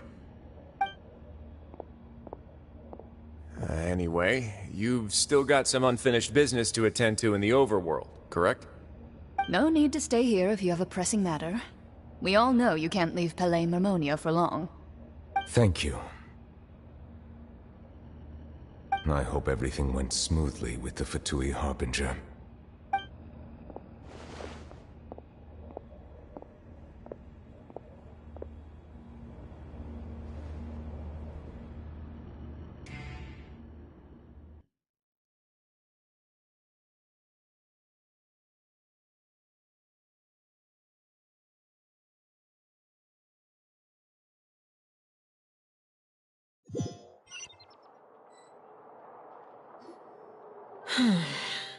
I must say, we've spent long enough playing house.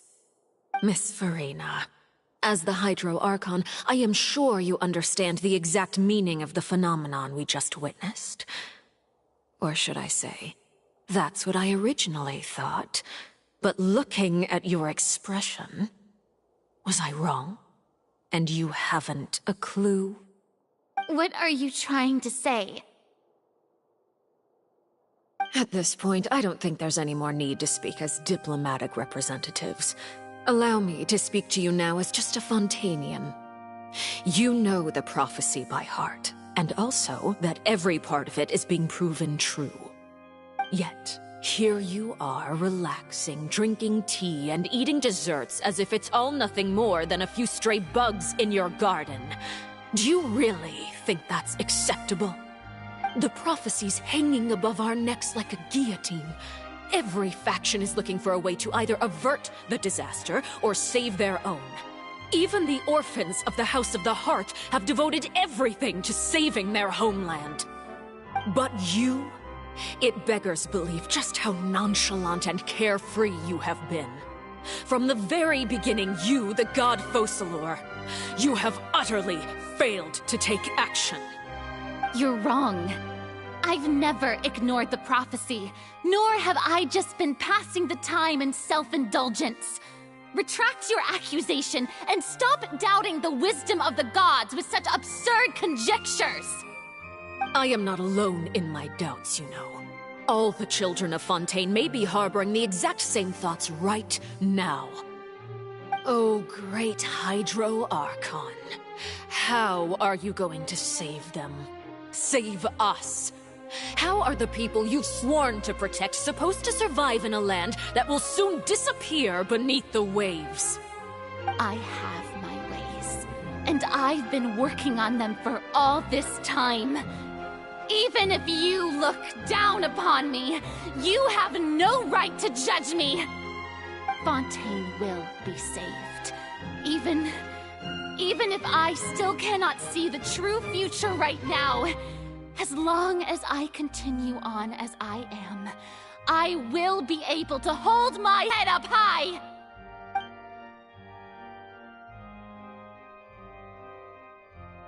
Then I ask you, Miss Farina, just what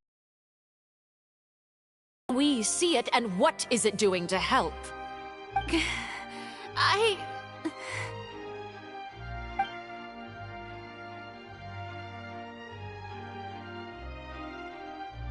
My machinations are just like the prophecy itself. They will only reveal themselves at the fated time. It is just that beings like yourselves are unable to perceive them as of yet. I see. As a god, the proof of your labor always lies beyond prying mortal eyes. Allow me to be so bold as to ask another way. Would it be possible for you to tell us the parts of your plan that are not confidential? Such as your emergency response plan for the impending disaster? An emergency response plan? Oh, that look in your eyes. Have you not even prepared one of those? The emergency response plan is also strictly confidential. Then allow me to jog your memory. Miss Farina, what is the purpose of your Oratrice Mécanique d'Analyse Cardinal? And what do you plan to do with the massive amounts of indemnitium that has accumulated over the years? The Oratrice? It's just like it appears to be. So you also have no idea. If I'm not mistaken, someone's using it to prepare for something. But unfortunately, it would seem that someone is not you, Miss Farina. I first caught wind of this when Linny tried to investigate the Oratrice in the Opera House. You see, even just getting close to the core contaminated him with an extremely large amount of indemnitium. But even if that had nothing to do with you, then what could you possibly be working on, oh great Hydro Archon? Oh, right. I almost forgot. Udex Nouvillette is not at the tea party with us today. Miss Farina, I suppose you must have ordered him away to take care of some troublesome business. Yes, that's exactly right. Please keep it a secret for me. Of course I will. Although, I must say, Miss Farina, you seem quite insecure without the Udex by your side. Oh, very well. Let's stop that conversation here. There are still a few slices of cake left, so please, help yourselves, everyone.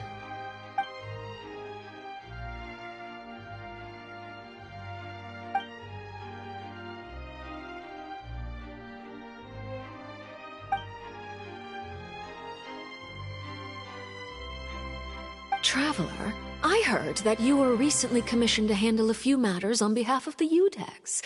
Why don't you take an extra slice of cake? Those who work hard deserve gratitude and praise. You too, Paimon. Thank you. Paimon will take you up on that offer.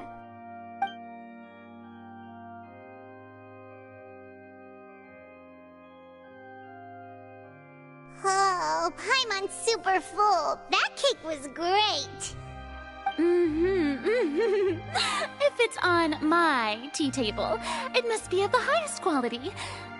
Yes, and we must thank the knave for bringing these over as well. You're welcome. I'm sure the cake also felt greatly honored to be featured at Miss Farina's table. And I was merely catering to Miss Farina's tastes, seeking a chance to chat over tea. It is getting late. Why don't we call it a day? There are still a few matters that I need to take care of, so I must take my leave now. Very well. We'll end it here. Mind seeing me off, Traveler? We could use the opportunity to discuss Child before I must be on my way.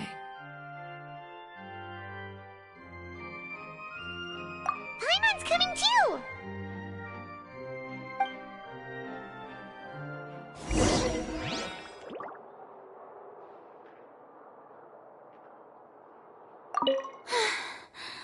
The tea party turned out to be even more difficult than I'd imagined. Why are you looking at me like that? Is something the matter? If there's nothing urgent, then I shall be retiring for now.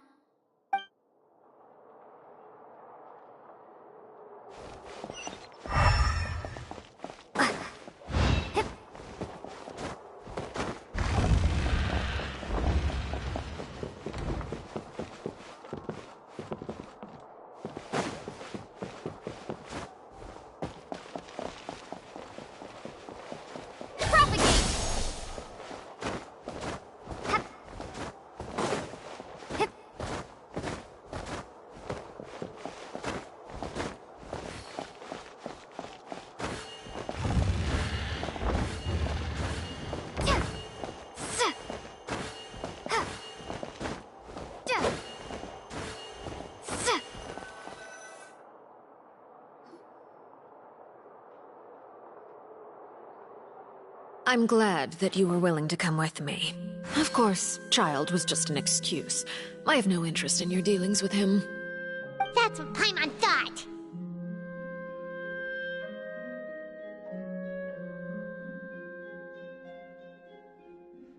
You lent your aid to the children of the House of the Hearth. As their father, I would like to express my gratitude.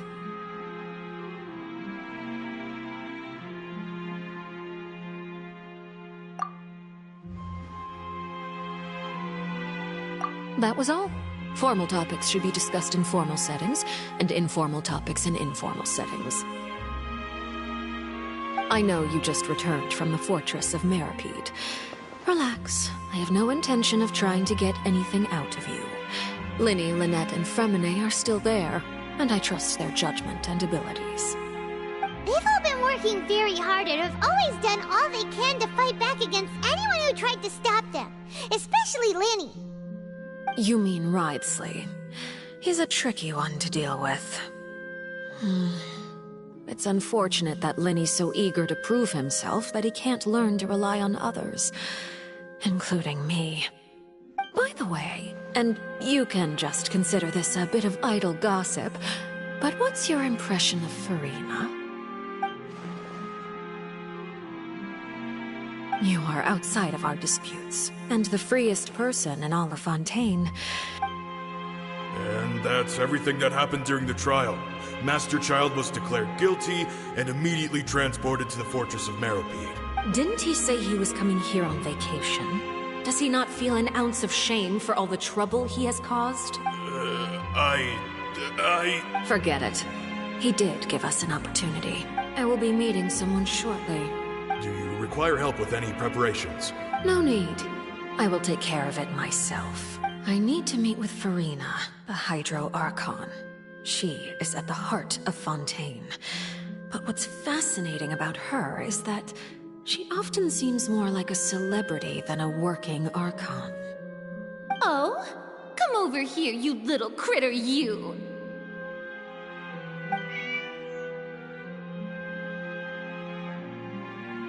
You dare to run from me? Stop right this instant! My goal is just to discover the location of the Gnosis. But I didn't expect the chance to approach Furina to be handed to me on a silver platter. This is so easy, it's actually making me a bit suspicious.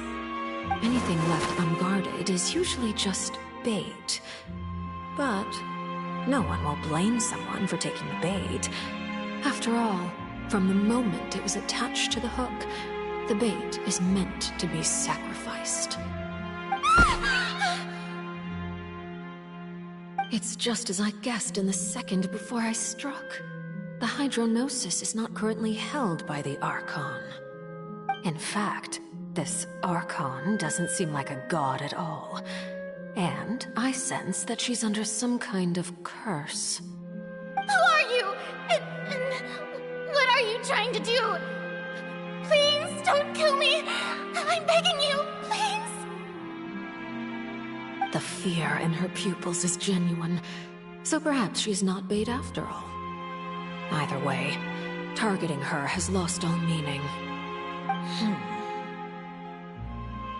I left the scene with ease. Nobody came looking for me, and nobody could serve as a witness to my near assassination of Focalor. I suspect even Farina dares not mention this incident to anyone.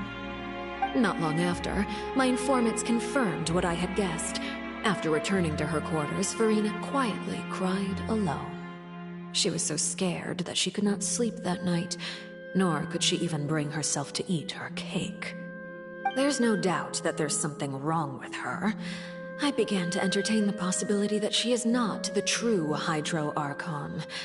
Perhaps Iudex Neuvillette is actually the genuine article.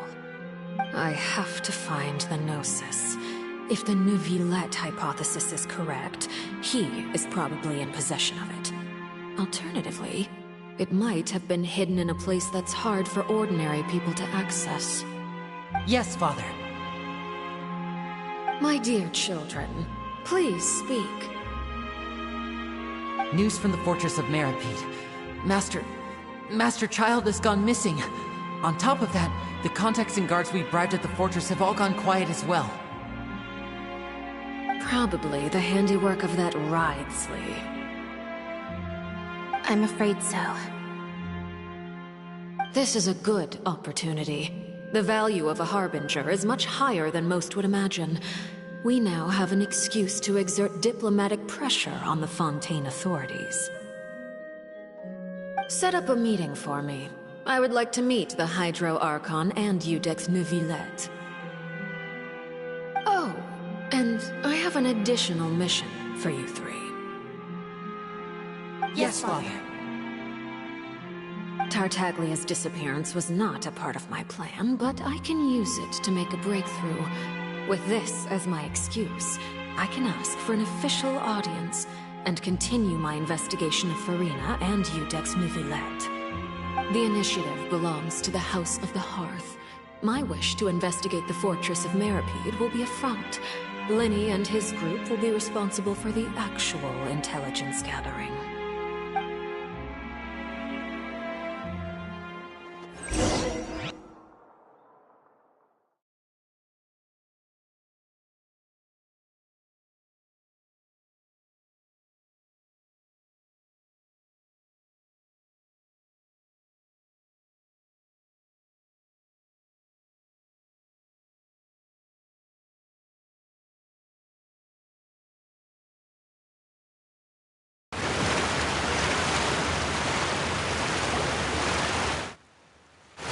You should know the rest. Lenny's group is quite close to you, so they wouldn't have hidden anything from you. You attacked the Hydro Archon? It wouldn't mean anything, even if you shouted it from the rooftops. After all, even Farina herself is still pretending that nothing of that sort ever happened. Alright then. I've now had 2 chances to enjoy tea with Farina. I have to say, the leadership of Fontaine is even more inscrutable than I had imagined. I once surmised that Iudex Neuvillette must be the Hydro Archon, but now, that doesn't seem right to me either.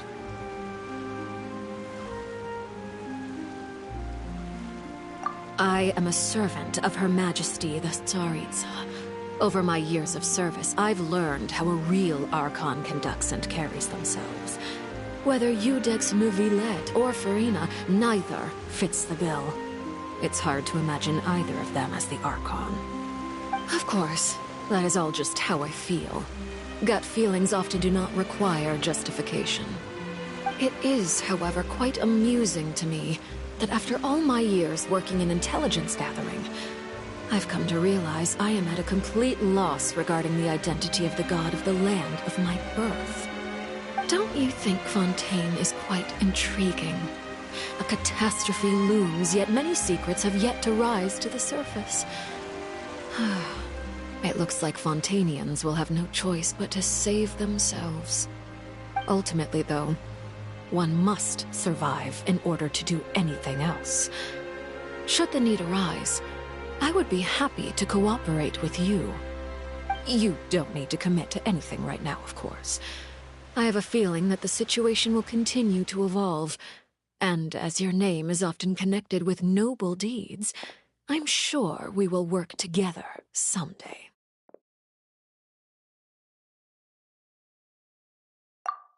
He certainly returned quickly. You must want to catch up with each other, so I'll leave you to him.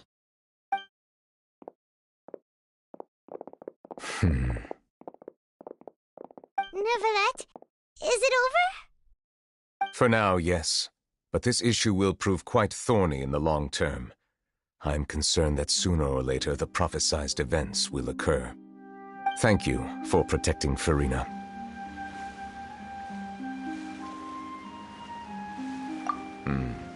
To put it simply, I used my power to force back the primordial sea and reseal the sluice gate.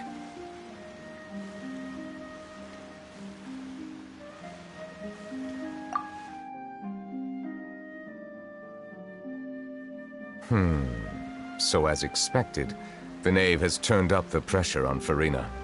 She's trying to feel her out, though I'm still unsure as to her motives. Permission granted.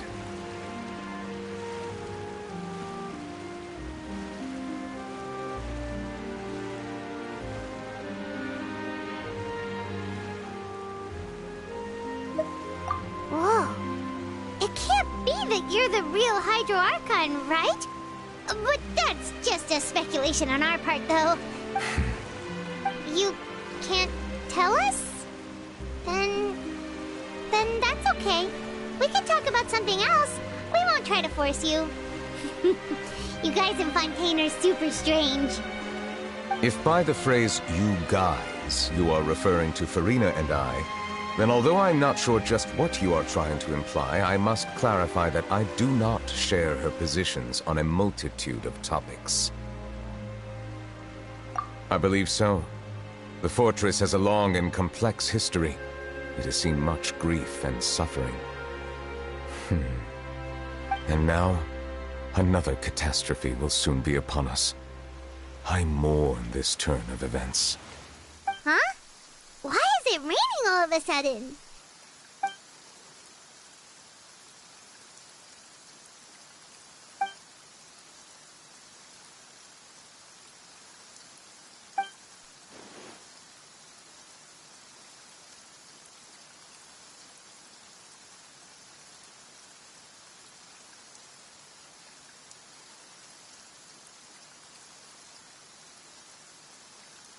You may be closer to the truth than you think. Oh?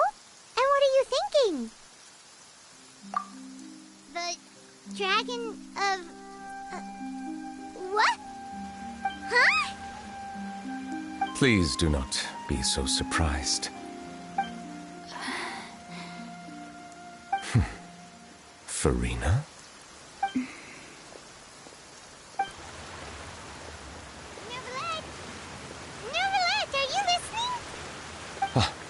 My apologies.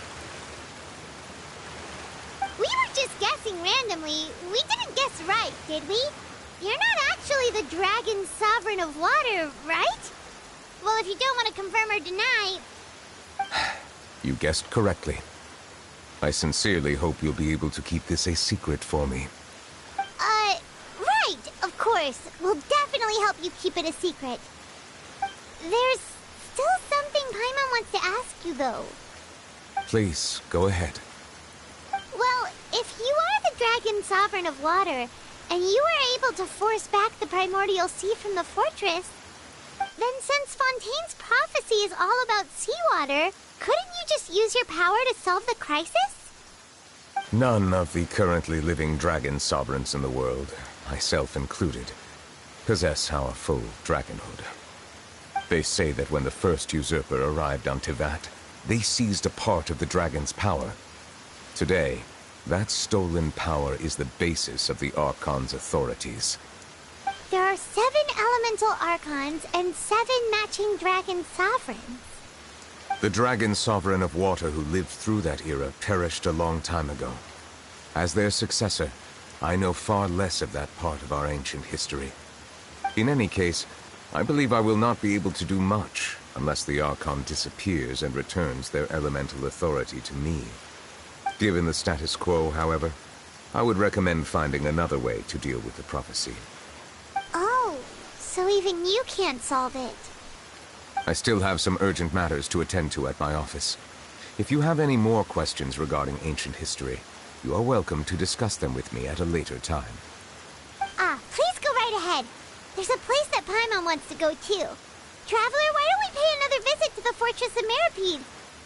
We'll see you another time. Take care.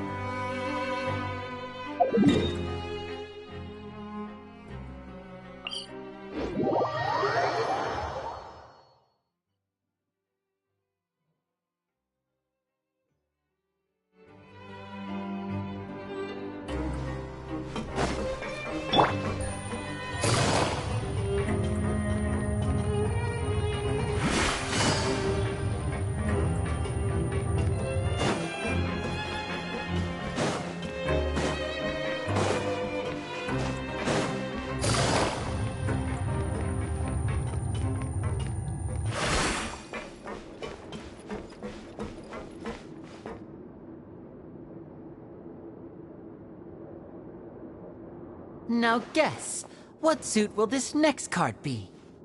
A bare-teeth cat? Well, well, look who it is. Traveler, Paimon. Hello, everyone. Looks like you're recovering nicely from it, eh? Thanks to everyone's support. Oh, right. I managed to work up the courage to thank Miss Clorant in person. Whoa, how did she react? She told me that it was nothing. It was as if saving a life wasn't a big deal to her at all. She also told me not to worry about it. She didn't want to stress you out, that's all. She's right, and it's best not to dwell on it. Yeah. Okay, but check this out. We went back to the Opera House and we met the Knave. You met Father?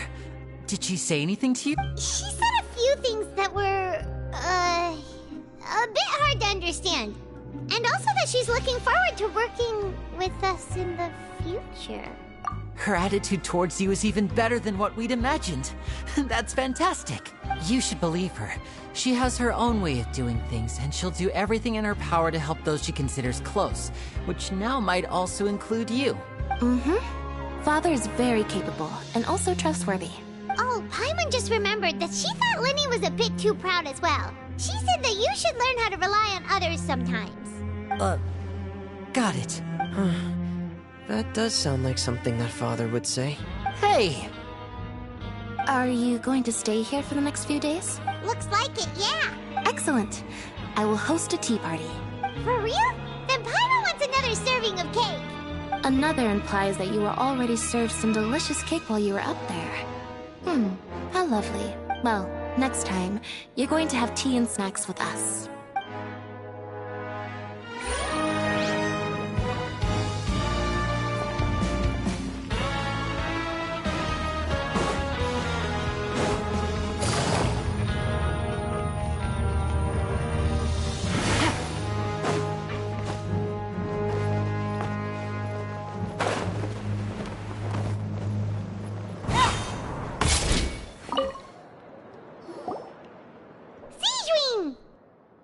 Traveler, Paimon, you're back!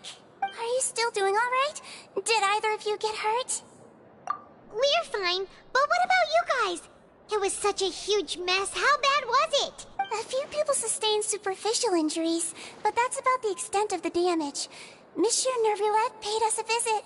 It was all thanks to him that we managed to suppress the crisis for the time being. Of course, we must also thank you for the help you provided. How did Nervulette know that he was needed here?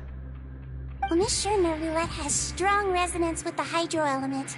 When the water level rises, he can feel the waves produced. I ran into the bombshell bros while bandaging the injuries of the wounded. They were mumbling the whole time about how you just ran down without a word. I'm so relieved to see that you're both alright. If you're not too pressed for time, please stay with us a few more days. Just let me know if you get a craving for any particular dish, so I can have Mr. Walsey get your meals prepared. Oh, and please feel free to visit the infirmary for a break at any time. I'd like to take the opportunity to spend some more time observing your facial muscles as well. Your happy smiles are quite contagious, you know. They're so memorable, and I've missed them immensely while you were gone.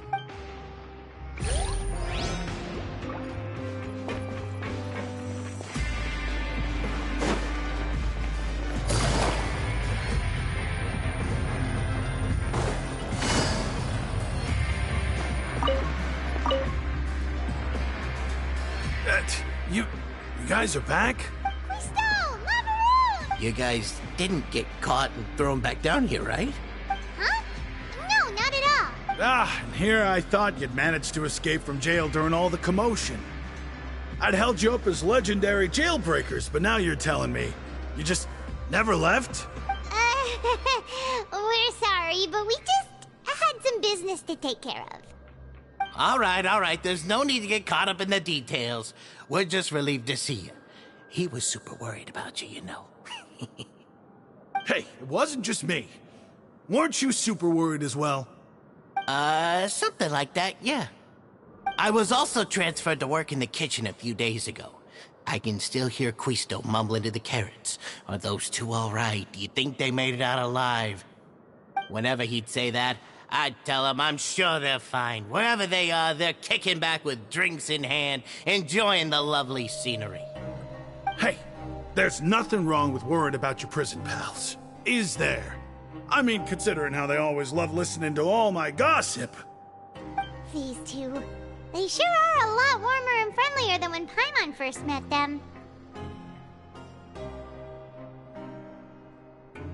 Oh, well, if you say so. I'll be watching you to make sure you finish every last bite.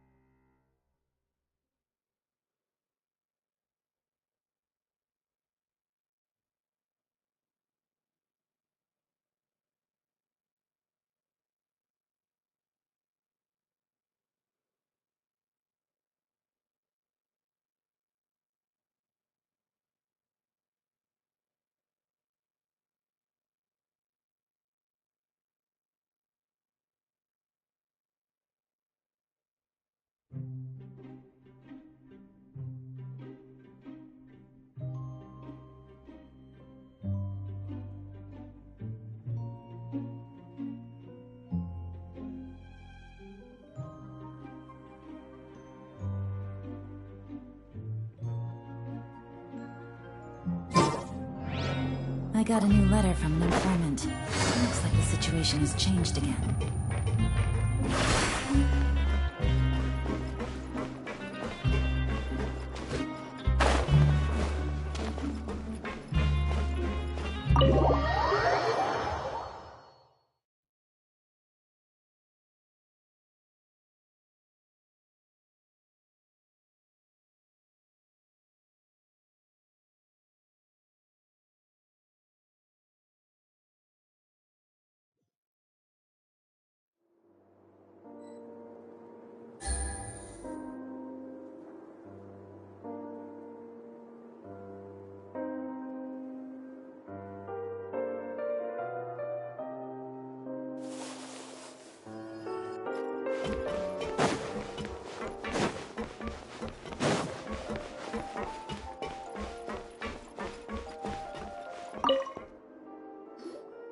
Courier, Miss Sijween told me you still haven't eaten.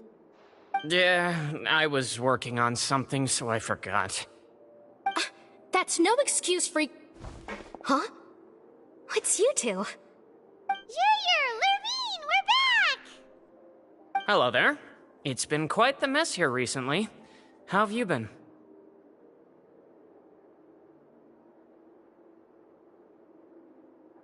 And you? Are you still taking the secret passageway from the infirmary to work? Yep. That is still top secret, though. So don't say a word to anyone. It can be a bit annoying when there are lots of people in the infirmary, but I still prefer taking that route over the one from the Duke's office. I mean, the infirmary does make it easier for you to slack off. Oh, yeah? Then why are you also here so much? You two really are just using your jobs as a cover for your relationship, aren't you? Not at all!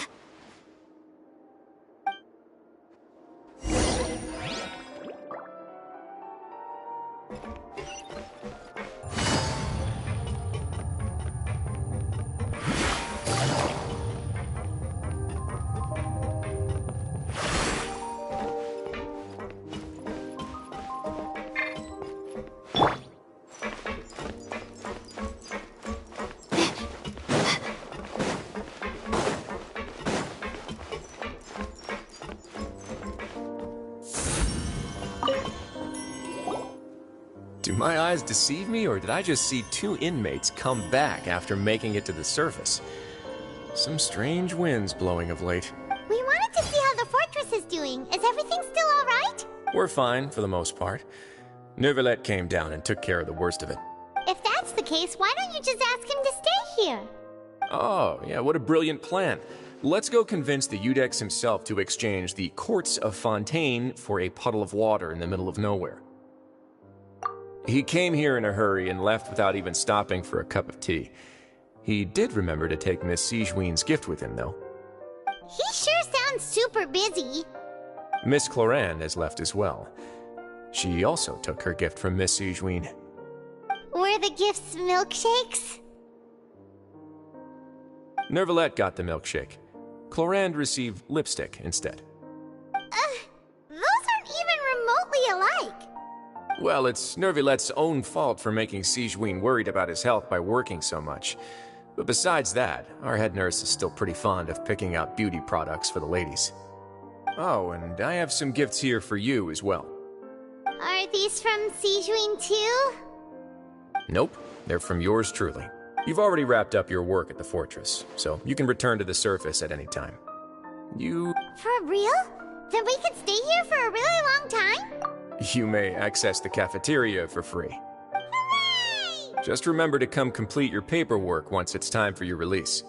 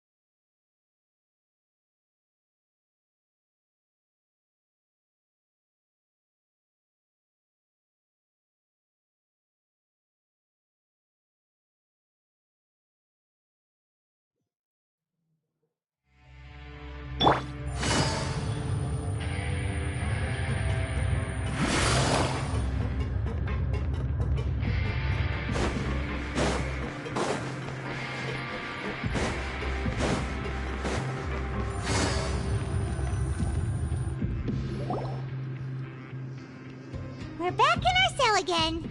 We're no longer prisoners, though. Sure feels that way. Huh? How did you know? Hey, that's not true!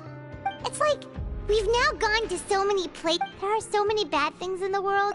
You're counting Paimon today? Then let's ask Catherine. Just our thoughts making Paimon giddy. The last time we fell asleep here, we woke up to a whole mess up. We should be safe now, right? Alright then, good night to you, Traveler.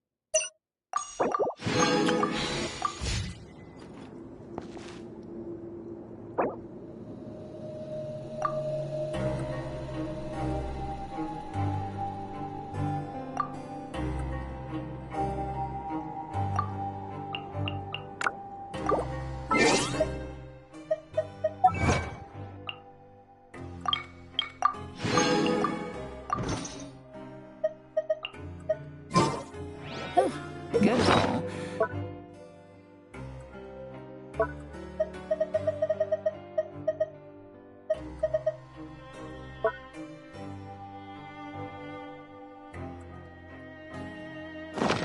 All right, maybe I'll take one more day off and knock out the rest of the work once I'm feeling up to it.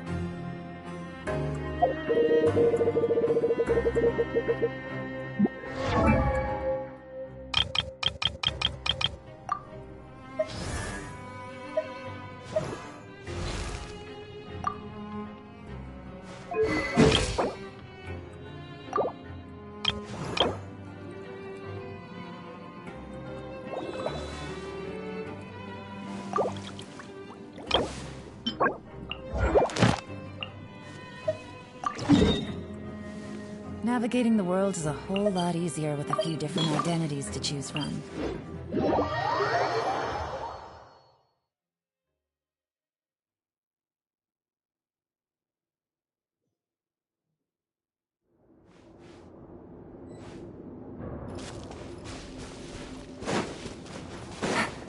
Take it easy.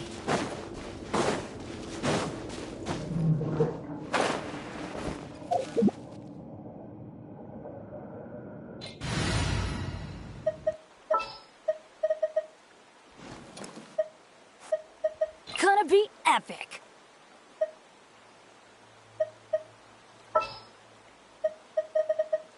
I can't wait any longer!